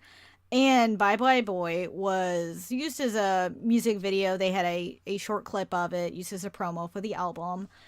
And this song is good. It's catchy. I will say the version on YouTube, which is only about a minute and a half, does this song no justice, because it just gives you a little taste of the chorus. The whole song is what you need to get that full perspective. It's a very reggae song, and I do enjoy reggae, but I'm also very particular in which ones I enjoy. And this hit the spot. This was the perfect reggae tune, and her smoky vocals fit with it perfectly. I just love her voice with her music. It matches the genre that she's in. I couldn't say any more how perfectly her voice fits. And this is a very, I would say it's an upbeat song. It's fun to dance to, because as soon as I hear that chorus, I already start getting in that dance mode a little bit in a car, and I've been singing along to this song all week. And I've watched this video, I don't know how many times on YouTube, because it's such a fun song, and I want that full music video. If you're listening, Victor Entertainment, please get a full music video for this and a couple of her other songs. I cannot say enough about how much I love this. And I'll talk about her more a little bit later too. This isn't my favorite song by her, but it's my favorite song from this year. Although there's a lot of other songs on Naked that might give this song a run for its money eventually. That whole album is just packed full of great ones, has the same reggae vibe and feel as Bye Bye Boy. And it is just a song, when I first heard it while exercising, I saw it in my recommended fields, and that's how I found her. I'm like, I'm going to check this one out. It's her newest one. I liked some of her other songs, and I was hooked. I kind of didn't know what to think of it at first, as I haven't listened to reggae in a while, but it also reminded me of how Rihanna's her first album was, Music of the Sun, which I loved the feel of that song. So it gave me that Pon de Replay vibe a little bit. So it drew me back into, oh my god, I forgot how I love this style. It really got me thinking, and I just kept listening to it every time I got in a treadmill because it became one of my daily songs on YouTube. I just cannot say enough about how I recommend checking this out. I would, instead of watching the YouTube version, I mean, if you really want to see what she looks like and get a feel for the aesthetics of the video, check it out. But I recommend listening to the full song on Apple Music, as all her music is available on there. That's the only way you get that full perspective of the flow and vibe of this one. So I'm curious to see what Ken and Gray think on it, as it's a very different style than we ever hear on the Oricon. We don't hear reggae make the charts. No. This is the other song that I had a little bit of a difficult time to listen, but once I sat down and listened to it, it was all right. In my opinion, this song is very, very different to what we listen to in general. Mm-hmm. However, that's what I like about it, because it's so different. It's different enough that I can feel like I'm venturing into unforeseen territory, so to speak, but it seems familiar with her vocals. And this is the first time I'm hearing anything by Kira. I've heard you go on about her a little bit for the past couple weeks now. So this song kind of let me believe that, I can take that plunge, so to speak, into her style. And if most of her songs are like this, then, this is fine. I'll enjoy it just a little bit. But just the jarring feel of what it was at first took me by surprise. That's the only thing I can. Yeah, you don't expect it. That's what I like about it, because it's a little bit on the dangerous side, because you never know what you're gonna expect from this type of style, so to speak. But that's why I love it. Yeah, no, I agree. No, I'm gonna echo Ken a little bit. This song was really because I listened to the YouTube minute and a half version, and I will be honest. After I heard that, I was like, I don't know, man. This I just don't know. It didn't really ring well with me. And you were very persistent. You're like, listen to the full version. The YouTube does not do the song justice. And having heard the full version, I just 100% agree. This song is really good. It's got a good hook. It does. It's got a really good hook. But don't listen to that YouTube video, because the YouTube video makes it sound very repetitive. And I mean, it can be a little repetitive, but not to the point where it's annoying or dull or droning or anything like that. And that's the thing. It just, the YouTube video does not frame the song in a good way. And when you hear the full version, it's stellar. And it's really interesting to hear that all of her music's on Apple Music, because it makes you want to go check it out. And I did. I really, really liked it. I liked her voice too. And she's not bad looking herself.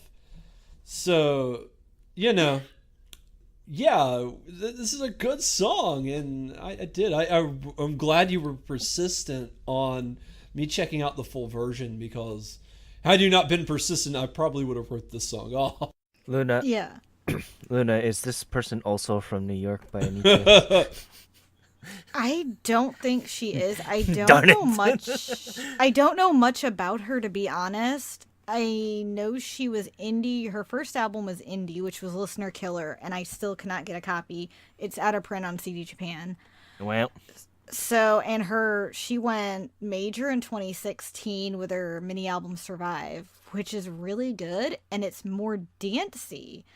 It's like dance hall, while this is reggae. So it's very interesting, but I loved Survive, so I didn't quite know what I was gonna get. This was my blind buy, because I love Bye Bye Boys, so I'm like, I'm just gonna blind buy this album. I would like to find out a lot more about her. I do know she's doing a one-man live in Japan, I think, this week. If anyone lives there, go see her. She's been tweeting a lot and posting on our Instagram as well. And if any of our rich listeners wants to give us a plane ride to Japan so we could go, we're all in, baby. Oh, and we would actually give you a play-by-play of the whole tour. Believe me, Oh, yeah. we would. Oh, I mean, if we could get like an So- artist interview, that would be even doper. But I'm really curious to know more about her because her English is very good. And she does use a good amount of English in her songs from listening to the album. So I guess, I think in time, if she gets a little bigger, we'll find out a little bit more about her, I'm hoping. But yeah, with that, let's move on to your number 2 song, Gray. So my number 2 song is a really interesting song because I think this song kind of comes out of left field a little bit. It's not something I typically listen to, and at the same time, this is a band that I really fell in love with because they had a song hit the Oricon, and I really liked that song, and that was one of like the barrier songs because it has screaming in it, and I did not mind it. It was really interesting. And that's one reason why I checked them out, and I actually checked them out because I thought more of their music would have screaming in it to break down that barrier even more, so I could start to like stuff like Passcode. And so I went and I checked out their first album, which came out, or not, it's their third album, not their first. Their third album called Connection Light. So the group in question is, well, I think it's called Cool. It's Quuelle. I think we've called them Quill. We've called them a few other things. So the pronunciation, the band's still out on, how to pronunciate their name. But this is a really, really good group. And I checked out Connection Light thinking it would be more in the same vein of Bish or Passcode. And in a lot of ways they are. They certainly hit that idol rock group feel. But the third song on the album is called Dry Eye. And that wound up being my number 2 song. And there's about 3 or 4 songs off this album that could have easily made this list. There's a lot of good songs that I really, really like because they do have like a hip hop number where they rap through it, and it's really, really good. It's like polar opposite and dichotomy, but it works. They make it work, and it's got a good beat to it. And they've got like 2 or 3 other songs that like when you hear them, like you just like, hell yes, this song's amazing. But this song is still my favorite, and this song is my favorite song that they do. And I have their second album. I every time I listen to like a song, it makes me want to go back and listen to the third album. So I never gotten through that album in its entirety.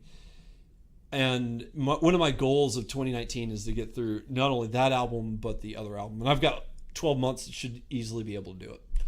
But this song is absolutely amazing. Now the song itself is a pun. Because I, in Japanese, it's the AI Japanese for love. So the rough English translation is dry love. But this song is a pun, and it's not a lighthearted, upbeat song. It's actually very intense, very purposeful, very... I don't want to say emo because that evokes something that it isn't, but at the same time, I don't know another way to describe it. And but it is a really good song, and there's a line in the song about no more tears. So the pun is very, very intentional, but it's so good, and I love this song. It starts off a little unassailing, but the moment the guitar kicks in, I mean, this is a rock song from beginning to end. It's so good, and the chorus, the hook is so intense. This song really, really pulled me in. I listen to this song on repeat. It's a go-to most days of the week for me. I just love this song to death, and when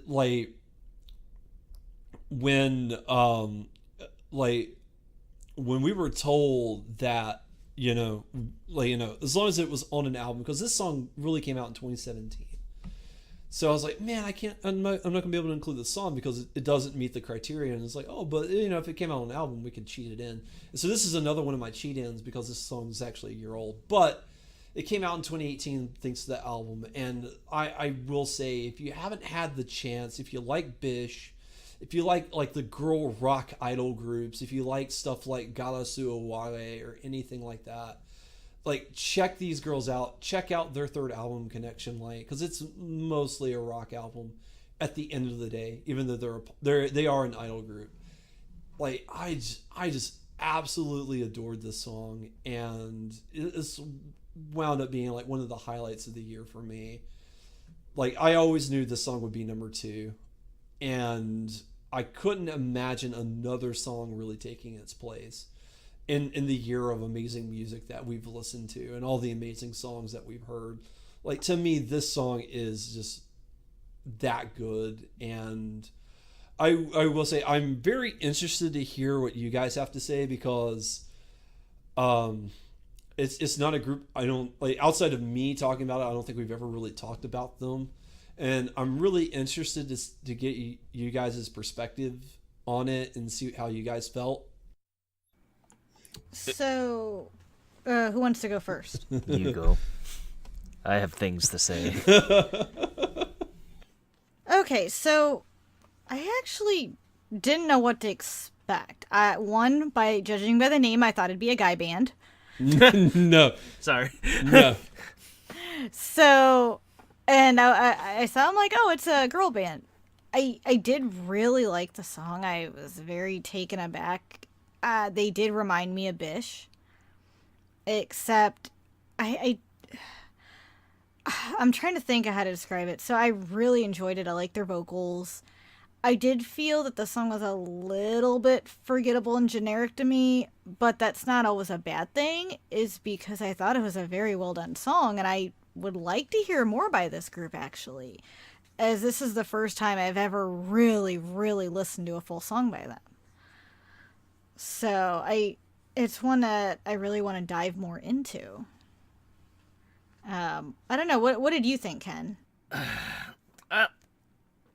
I don't know. Like this group, it's all right. It took me the second viewing around, because we went through this whole thing with them the first time around when I did not know kind of where to judge them.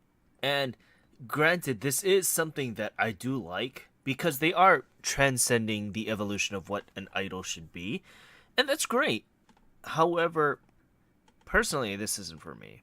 I don't know what it is about this song, but it's just something about it isn't for me, so to speak. But that's just me. And that's the only reason why I haven't really gone in fully with them, because I did not know how to feel about what their style is, so to speak. But that's just personally No, me. that's fine. I don't want to. That's fine. Like, because I've known listening to them, like they're not going to be a group that has wide range appeal for everybody too. But and the thing about like Dry Eye is they have I don't want to say they have like a fluid style, but not every song that they do sounds like Dry Eye. Like you might enjoy Here We Stand a little bit more, but because that's a little different of a style. And Promise is the hip hop song if you really want to hear something a little different. But again, like they do a little bit of other stuff, but I can see that. Like I said, they're not for everybody, but this is one of the groups that, for me, it's like I think for me they're kind of like a bridge between maybe Bish and like Keyakizaka 46. Like they're like in between. They exist in that like that middle space, and or at least Galasu Awari, not their whole catalog, but just that one, like that as far as like style and rock and the way that they do it. So for me, that's where they kind of exist, and that's why I really like them, because they kind of blended. Because I mean, they're still a idol group at the end of the day. It's still 4 girls singing, and I will say the YouTube video and the Apple Music video are radically different. The song's the same, and it's the full song in the YouTube video, but the Apple Music video is drastically different and very interesting. And I don't know why they did that. I really don't know why they have like a music video that's more of like a drama or because there's like It's like one of those mini movies because like there's talking in the beginning of it. It takes it a little over a minute to get to the actual song, and then the music video is literally just them singing in a room. So like, it's different, but no, it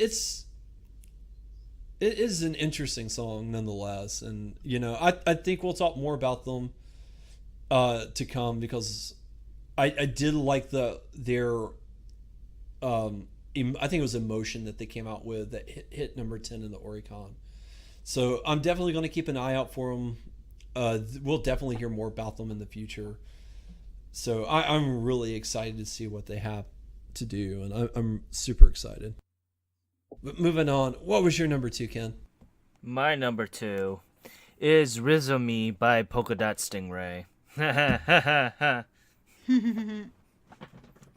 So, this song is amazing throughout the entire song. This is from Polka Dot Stingray. They just released their newest album, coming straight off of Becoming Major, and everything about this song and the music video, I just love. To Shizuko's vocals, to Ichima's amazing guitar work throughout the entire song is so amazing. And if you guys watch the music video, it is very dark. It is a very dark music video. I was very surprised how dark it was. Well, Ken will tell you, Luna, before you hopped on the call today, I was like, hey, buddy, are you okay? Do we need to talk? Do you, because I thought this was his number 1. And I was like, you know, like, hey, you know, if you're struggling with like depression or whatnot, you're free to call me because I was a little worried. Just because I saw the music video, and by Lord, is this music video dark and disturbing. Oh, yeah, it's very dark. And the Antler Queen really scares me. I'm not gonna lie. I'm fine though, but the offer still stands. It's an amazing music video and something that you don't see, honestly. Something that deals with like schizophrenia and depression and just mental emotional distress, because there are theories that this is all happening in her head and she just OD'd. Well, But- at the very end of the music video, you do see her getting on a bus, so I could believe that. So yeah, and that, or she's just in purgatory and she's just reliving every day. But this is an amazing song nonetheless. If you guys wanted to watch the music video, go watch the music video. I can listen to this song every day. This is how good this song is. The guitar work is amazing, and compared to their other songs like Ichidame, this is a much more emotionally driven song compared to Ichidame, which is a much more poppy rock pop song and happy-go-lucky kind of song. But this song is so good. It is so good. Like I cannot give it enough praises, so to speak. And I agree, like, it is an amazing song, even though despite its very depressing, I guess you could say, you know, the depressing video and the story, but it is a really good song, and I really, really like Polka Dot Stingray. They really jumped out at me, and I'm super glad they got a major label. So I look forward to listening to a lot more of their music now. I'll say this is a song I want to go back and listen to, because for me, I hadn't heard the song before, so like the first time I heard the song was the first time me hearing it. And I will say the music video I found really distracting from the lyrics and stuff. So I wasn't able to really appreciate the song in its fullest glory. So I need to go back and listen to it and kind of just like push my phone to the side where you don't really see the music video at all, and just listen to it, because I did like it. But like I said, like where the music video was like really distracting me, it really kind of affected my enjoyment of it. So I really want to go back and check it out again, because I did like it for the most part, and I think upon re-listening to it, I'll either fall in love with it or I'll really like it. What's funny is in its opening chorus, it talks about a PS4. So The console of winners. the consoles of winners. But yeah, with that, let's continue on to your number one, Luna. I Oh, can't my wait. number one. Ooh, I really want to say cue music because this would be the perfect opening for getting ready for your number one song and counting down. And since you guys listen to it, I know you know what I mean. It is Aoyama Thelma's Sekai no Chushin, We Are the World. I love this song so much, and in the opening, she is counting down. She's pretty much, counting down to one, and you hear that, and then you hear the music, which reminds you of DDR. And those of you who remember the DDR days. I felt this was very unique, especially with all the stuff we hear in the Oricon. And this is also unique to Thelma, in my opinion. It felt very experimental for her, as she started out as completely R&B. And I followed her since the beginning. So this is a very upbeat techno dance poppy song, which combines, I guess you could say, rap and dance, and it's a very weird song, but it gets me up and wants to dance, and it makes me happy. I loved it initially. Even her fashion style has taken a change, and it fits with that video perfectly. And right now I have the chorus stuck in my head.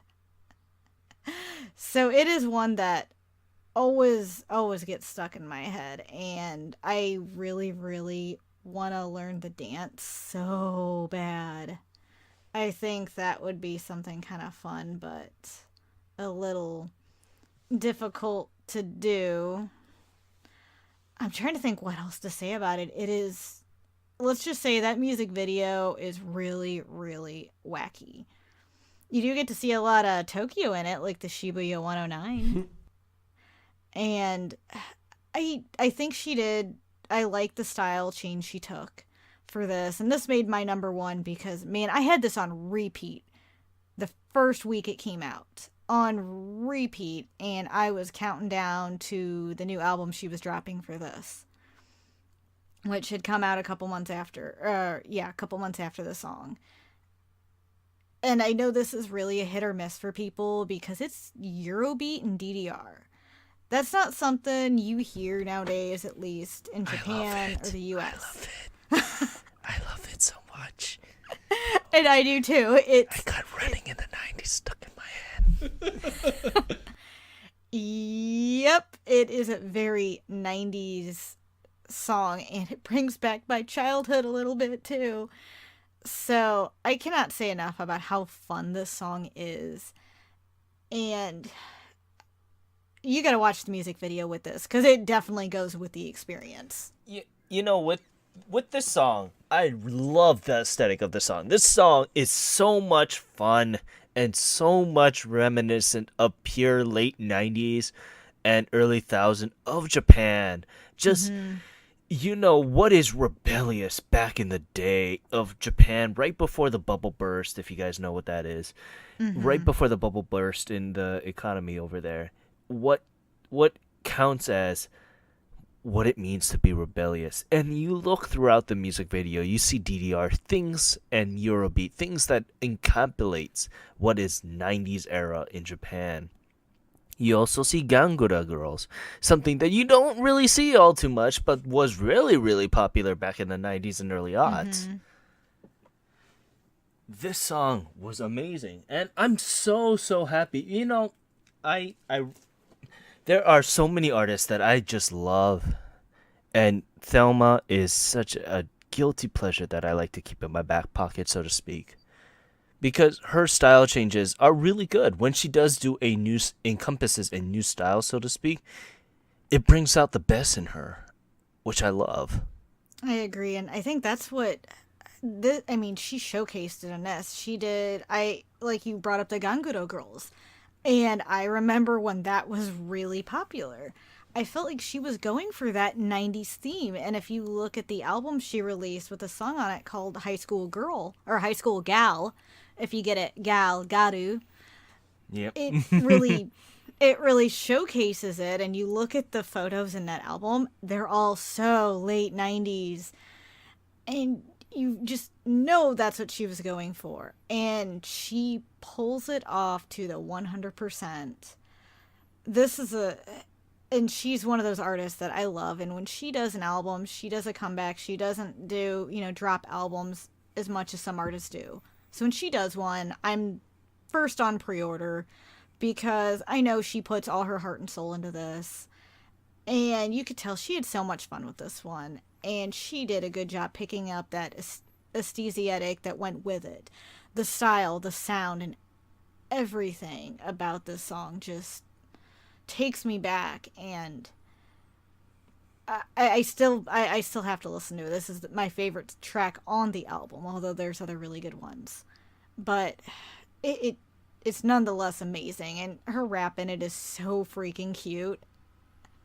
She can actually rap, but her rap in this one is just really fun, cute, kind of what they did back then, and I love it. Gray, what did you think of this? Because I remember when initially it came out, I don't think you were too big of a fan. I don't remember listening to this. like as far as I'm concerned, like the earlier today in the car was my first experience with the song, which was interesting. I don't know if I'd love it as much as you and Ken do. But I did enjoy it. It is an interesting song. I was gonna ask Ken. I was like, with all the DDR stuff, did it make you want to get up and dance? I will take that as a yes. But yeah, it was different. Because I don't have that history with J-pop like you guys do, like the Eurobeat in the '90s and all that stuff. So it's always interesting to get a look back into that and see how things have progressed and moved. And it is definitely an interesting song, and I did enjoy it. Like I said, I need to go back and listen to it. I will say I think the music video is a little distracting, especially when you have like a bunny doing DDR. Yep, it's a very wacky It's video, wacky. And it's wacky, and to go back to your question, yes, I did want to do DDR. I was dancing right in the middle of my living room. I wasn't expecting all the DDR stuff, but I mean, they don't try to hide it in the slightest, which is a good thing. No. But which is why it really struck me as something unique that came out this year that really put her back on my radar, because her 10th Diary album was good, but this song put her back as it stuck out so much as one of the most unique songs I heard this year. It just, you don't see any artists doing Eurobeat anymore or DDR style.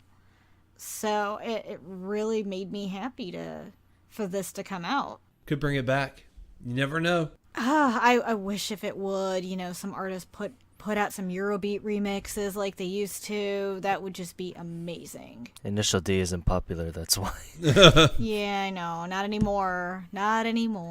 Because Move is a good one too. But Thelma did a great job bringing it back, and I felt this was the perfect song for this year and to showcase, her many styles too. And I loved it. But yeah, going on to Gray's number one, which is Not surprising to anybody. Lil Glee Monster. No, we've already covered them. Layark Seal. No, I couldn't even tell you one of their songs. You know AKB. one of their songs. AKB. No. SKE. No. NMB. So my number one song is a little number by LOL called Na Na Na. Oh, this Batman? I was telling Luna like 2 weeks ago when we were doing the Ayumi podcast. Like apparently I like songs by that title. I don't know why. It's just how it is, I guess. But yeah, this is the third song off of their second album, and the other thing is like my number one song on both their albums is the third song. I don't know why. Boyfriend is my favorite song on their first album. Na Na Na is my favorite song on their second album. But man, I love this song. This song I really fell in love with pretty much the first time I heard it. And it was upon watching the music video for this song that really made me go out and buy the song, buy the album, because to me, this music video is really cute. It's really adorable, and it really encapsulates the song really well. I love this song to death. It's a showcase of their talent in every way, and just everybody is on game. It's one of those songs where I think when you hear it, you kind of see the appeal that it has. And Honoka is an absolutely amazing rapper, and it doesn't matter the style of the song. Her rap always fits and is always one of the highlights of the song. It is without fail. And one of the things that I love about LOL specifically, well, I guess I'll get into that. Actually, I'm going to save that comment for later. But this song in particular, I just absolutely fell in love with. It is so much fun. It's so adorable, and I just listen to it on repeat all the time. It's just a go-to. It's a guilty pleasure of mine. And, I know it's not like a song that's going to, make you like a higher call or purpose or anything like that. But you know what? It's my favorite song of the year. And it kills it in all the right places. And, I struggled with it because, I was like, well, I knew LOL was going to be my number one. And I didn't know if I wanted it to be Love and Sunshine. Or no, it's Smile and Sunshine. Or, something, or Trigger, I think was like one of the other contenders. But at the end of the day, like this song is absolutely insane. I love it to death. I can't recommend it enough. And I love this song to death. It's really good. And that's pretty much all I have to say. Once again, this group, it took me a while to get around to them because honestly, I just thought of AAA. This is the teen generation of AAA. This is their, and it's ironically done by the same group, the same label. Well, AAA is a group I want to get to. Do me a favor, Gray. Name me the male artist for this group. I couldn't. One of them. Yeah, that's what I thought. His name is Daisuke, and I have no idea. I can tell you the three females. I was like, man, you keep on going around the girls, and I mean, I understand, but, just do me a bone here. Do you know the other two male members? One of them's name is Daisuke, and I will have to look up the other one. I was like, he didn't put anything about the male vocal. In my comment, I said so I gotta test him with this. In my comment, I even admit I don't know their names. But yeah, I mean, like I said, it took me a while to kind of get around to them because I grew up in the generation of AAA. And you're relatively new, so, I mean, barring that, you should go listen to AAA, by the way. The person that you did the winter song from was originally from AAA. Well, and I've seen you guys mention them and bring them up. I do really want to check them out. I just have not had the opportunity yet. So they're a more traditional style to what LOL is. And it's funny because I showed my friend, our other writer here that we have, Renford. I showed him because he doesn't know what LOL is. He doesn't listen. He doesn't keep up to modern music or modern popular music, I should say. And it's funny because he goes, "Is this just AAA? Is this new age AAA?" And I was laughing so hard. And I was like, "I guess. I mean, to the point they are, but that's not a knock on them or AAA. It's just."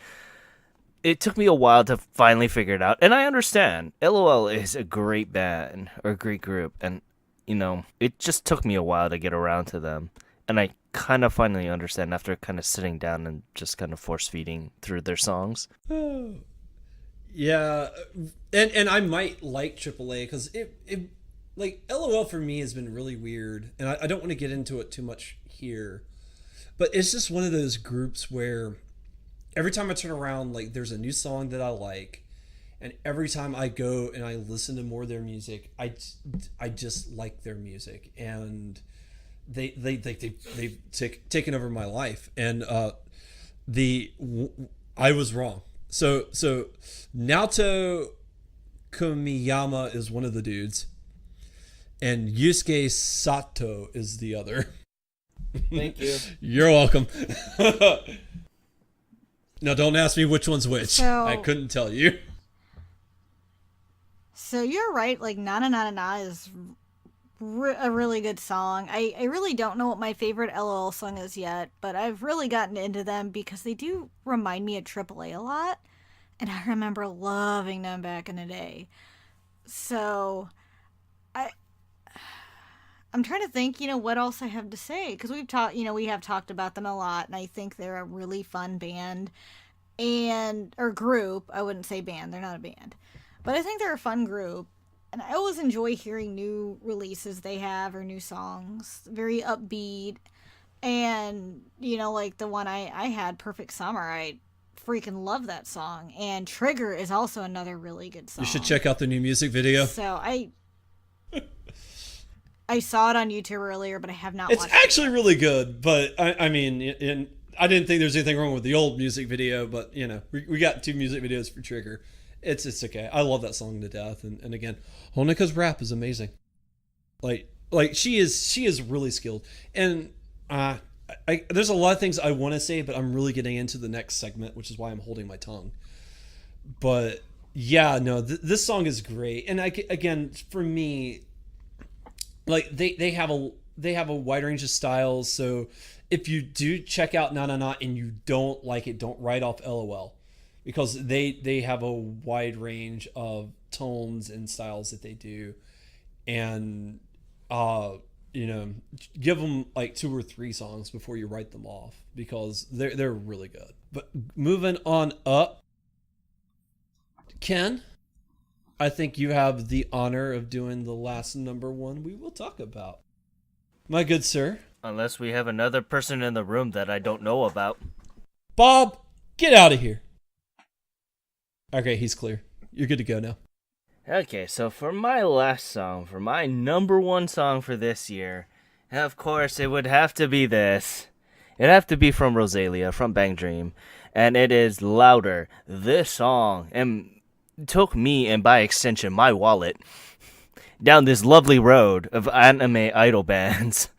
The emotion that they bring to this song is just impeccable, and hearing the live is amazing. If you guys have a chance, go look it up on YouTube. They have the entire song for the live version on YouTube, and it is so good and so amazing. It just ironically makes me want to listen to it louder. And this is the song, this and Black Shout. I had a very, very difficult time picking between those 2 songs. Black Shout is the number 1 song, their first song that they ever did. However, Louder is such a emotionally gripping song, in my opinion. And this song and R in other extensions gravitated me towards Rosalia ever so much that I have a lot of their stuff now. Mostly in Japan, that when I went, it's just me trying to buy Rosalia stuff. Yeah, no, this song is really good. I'll say, because I know like you've really been a huge fan of Rosalia, and if you think of like people really championing this group, like you're the first and foremost in my mind. Just your love for them, it just shines right through. And I will say this song is really good, and I can see why you fell in love with them. They definitely have a really good quality, and to be fair, like if you just stumbled upon like a live performance of them or anything like that, you really wouldn't know that they're connected to this video game or this anime in any particular manner. So they really distinguished themselves, and yeah, I did like this song. I thought it was really, really good.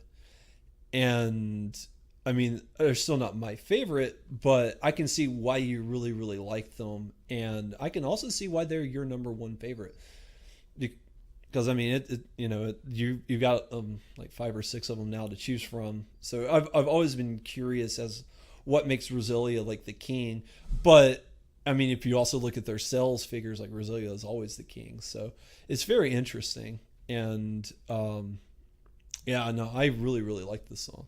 So I will say this was my, I've checked out some of Rosalia stuff, but I didn't check out too much or venture too into them. This song really took me by surprise, especially as I watched a live performance of it, and seeing the girls perform this live just blew me away. It felt like a whole different experience to me, and it showcased how good the band really is, and they can do this live and play those instruments and sing. It was fantastic, and I want to check out more stuff by them, and I would love to see a live Blu-ray of this, or even live in general. Yeah, like honestly, this just like on a whim, just going down the Oricon albums, they were number one, I believe, for the week that they were on for the album side. Just on a whim, just finding out more about this band and just the hill that it took me on of my wallet. But Louder is such a great song. No knock to any of their other songs that they've done. And they do this Lolita Gothic style, which is something that I personally really like. And that is what drew me in so much more. So much more. Just everything about this band and their songs for that just drew me in. And I love Louder. Louder is probably one of my favorite songs by them. It's very hard to just choose one song, but the emotions and the lyrics from this song, it's a clear winner. All right, so we're gonna dive into at least some of our top artists of 2018. We're gonna have number one, but we're gonna start with our honorable mentions. So I'm actually gonna go first on this. It's really hard to pick out artists I discovered in 2018, and I'm sure you two feel the same. Yes. And Yes. I felt like thanks to this podcast, I discovered so many new artists that pleasantly surprised me in an extremely good way. And when I go out of my way to actually buy physical copies and not just iTunes it, or listen to it on YouTube constantly, that feels like it makes a big difference for me. So I'm going to start with my first one, which is my runner up is Daichi Miura. My man. I don't know how I haven't listened to him before. I really don't know how I didn't check him out until now. And thanks to Gray, I started listening to him, and I freaking love him, and I love his voice. I picked up his best album earlier this year. Fantastic piece to start with. If you want to get into Daichi, buy it, because that will get you to love him, and it'll check out from the beginning until now. Number 41 on the Oricon for 2018. Which isn't bad. I'm really glad he made it, because he deserves it. Oh, yeah. And I love this guy so much. Oh, my yes, he was a great artist that I am going to continue to love for years. So that was one of my honorable mentions. Would you like me to do my second one? Yeah, go ahead. So my second honorable mention is Chanmina. Big surprise, one of her songs made my top 5. So she is an artist I discovered on YouTube while on the treadmill, and I fell in love with her. I can't say the song that got me into her because of the profanity, but it just caught me. Her rap style really caught me, and I liked her combination of rap and singing. I prefer her rap more than her vocals, but she really does have a lot of talent. Her lyrical talent is amazing, and even the composure, the music, it's really gotten me into her. Her song Lady, her song Chocolate, I pretty much purchased her 2 physical releases that came out. I bought them right away, and I love both of them dearly. They are amazing, and she was an artist I had no idea who she was. She went from indie to major in 2017. I found her in 2018, which is pretty good. She's just getting started, and I fell in love with her, and I'm now buying her digital singles as they come out because she's great. I I do like hip hop, but I'm also very picky in what I listen to, and I just love her combination of what she does, which I talked about earlier in her Pain is Beauty song.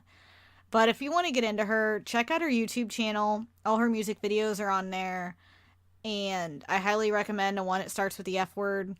Also, Lady, and there's a live performance on there I'd recommend checking out because it's really good. And I'll just dive right into my number one since we're on here. So my top artist I discovered is Kira. And you heard me discuss her pretty in depth earlier. And she was another one I discovered while watching YouTube.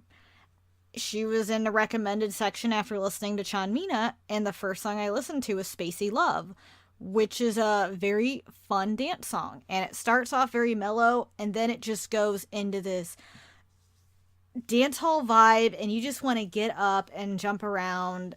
And when you see the guy in the video, he starts hearing the chorus, and he just starts breakdancing.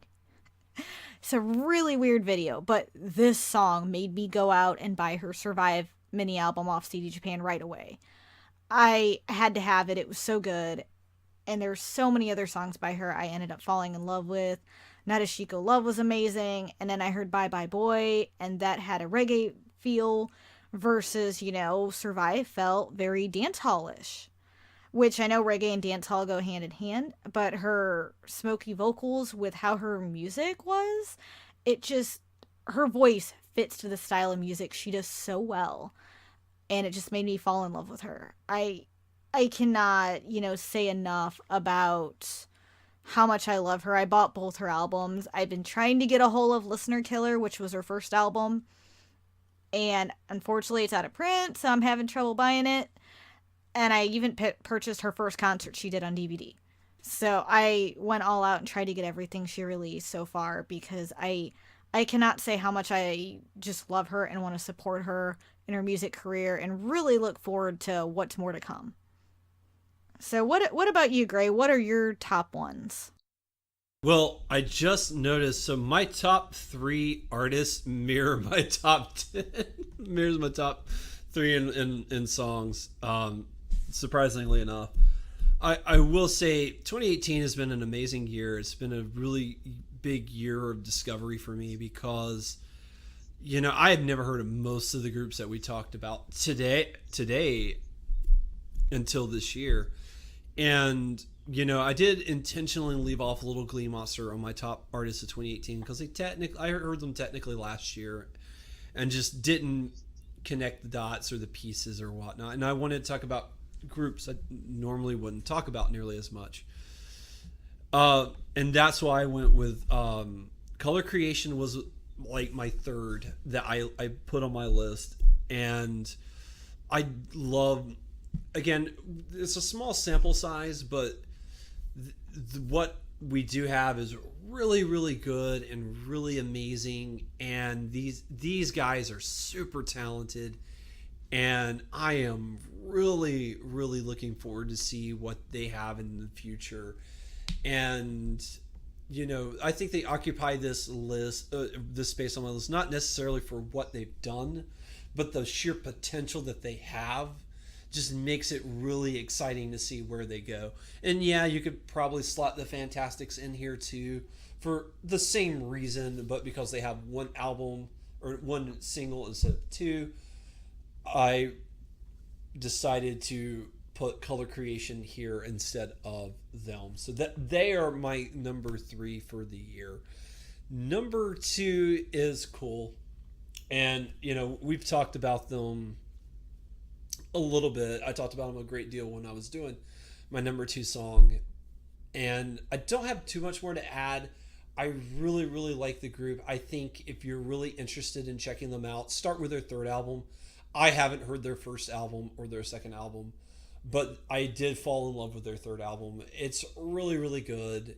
There's a lot of songs on there. They hit a wide variety of music and styles that are really interesting. And I like their style. I like their music. And I I find them very interesting, and they were really surprising. And for me, I wasn't expecting to like a band like Cool in 2018, and so as much as I've fallen in love with them, or at least that particular album, it felt weird to put anybody else besides them at number two.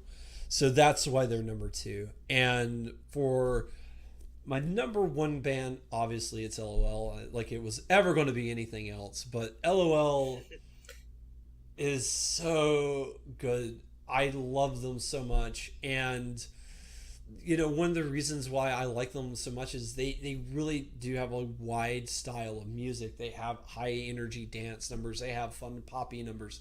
They do the ballads that are really good. And with this band, it's like every time I turn around, every song that they cut and they produce is a song that I just absolutely love. And I'm really excited. And for me, I look back and, it's like LOL's, like for me is like one of the defining groups for me of 2018, because I just fell in love with them so much. I mean, I didn't have the money to buy that album, and I went and bought it anyways because I wanted it. I'd been listening to that album for 2-3 weeks when it came in the mail, and I popped it in my CD player and I listened to it. I still listen to that album, and I love them to death, and I'm always excited to see where they go. I mean they release an album and then they release a digital single with you that is absolutely amazing. I love that song. It's a ballad that is so beautiful. And I look at the future, like they just released a new music video for Trigger, which is a song that I love. I love that song so much. And I'm always excited to see them do things, but at the same time, I always want to see them do something new and different. And I'm really excited for 2019 because I'm really interested to see if like the high is going to continue, or if they're going to peter off and I'm going to fall in love with something else, which is highly possible. You never know. I'm kind of emotional in that way, as everyone has figured out.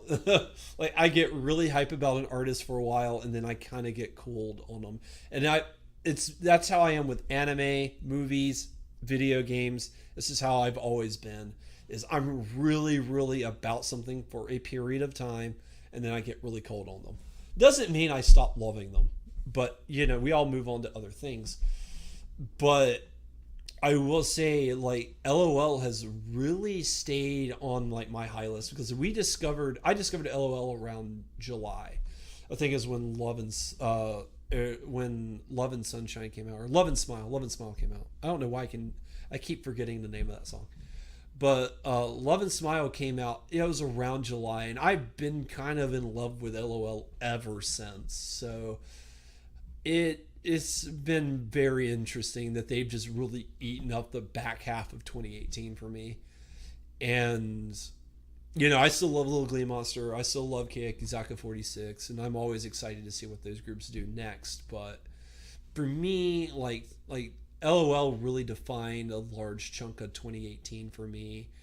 And I bought their first album, LOLOL, and yeah, I know the name's dumb. I'm not even crazy about the name of the group because it's like, seems kind of kiddie to me in a weird way. But you know what? That doesn't matter because their music is on point for me. I just love it to death. I could go on for an eternity, but I don't want to eat up what time we have left, so I'm just going to stop it here. I recommend checking them out. Apparently, if you're a huge AAA fan, you should check them out too. Yes, please check them out if you're a AAA fan. But Ken, tell us about your number one group of 2018.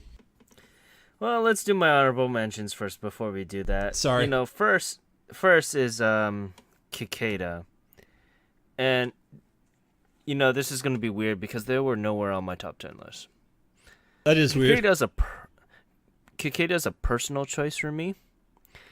This is the band that made me find out that I really do love music to the point that I could do this full time. And it was the indication of me starting Indie Corner. This is the group that made me dawn that idea.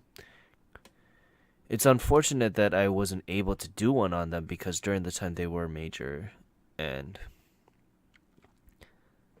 it's unfortunate about that, but they were a great band, and the reasons why that I chose them for 2018 was because of what they meant to me and what they meant for the site. Because through them, I felt like the idea of introducing new style of music, just like similar to them, to everyone. But besides Cicada, I moved on to Ink. Ink, obviously, if you guys have been listening to me rave about them for the past couple months through Indie Corners, our Indie Corner episode, a lot of the reasons why Ink was number one then, it still holds true why they're one of my favorite artists. They were the band, them and Layla specifically were the band that made me love music and made me find out that I could do this full time.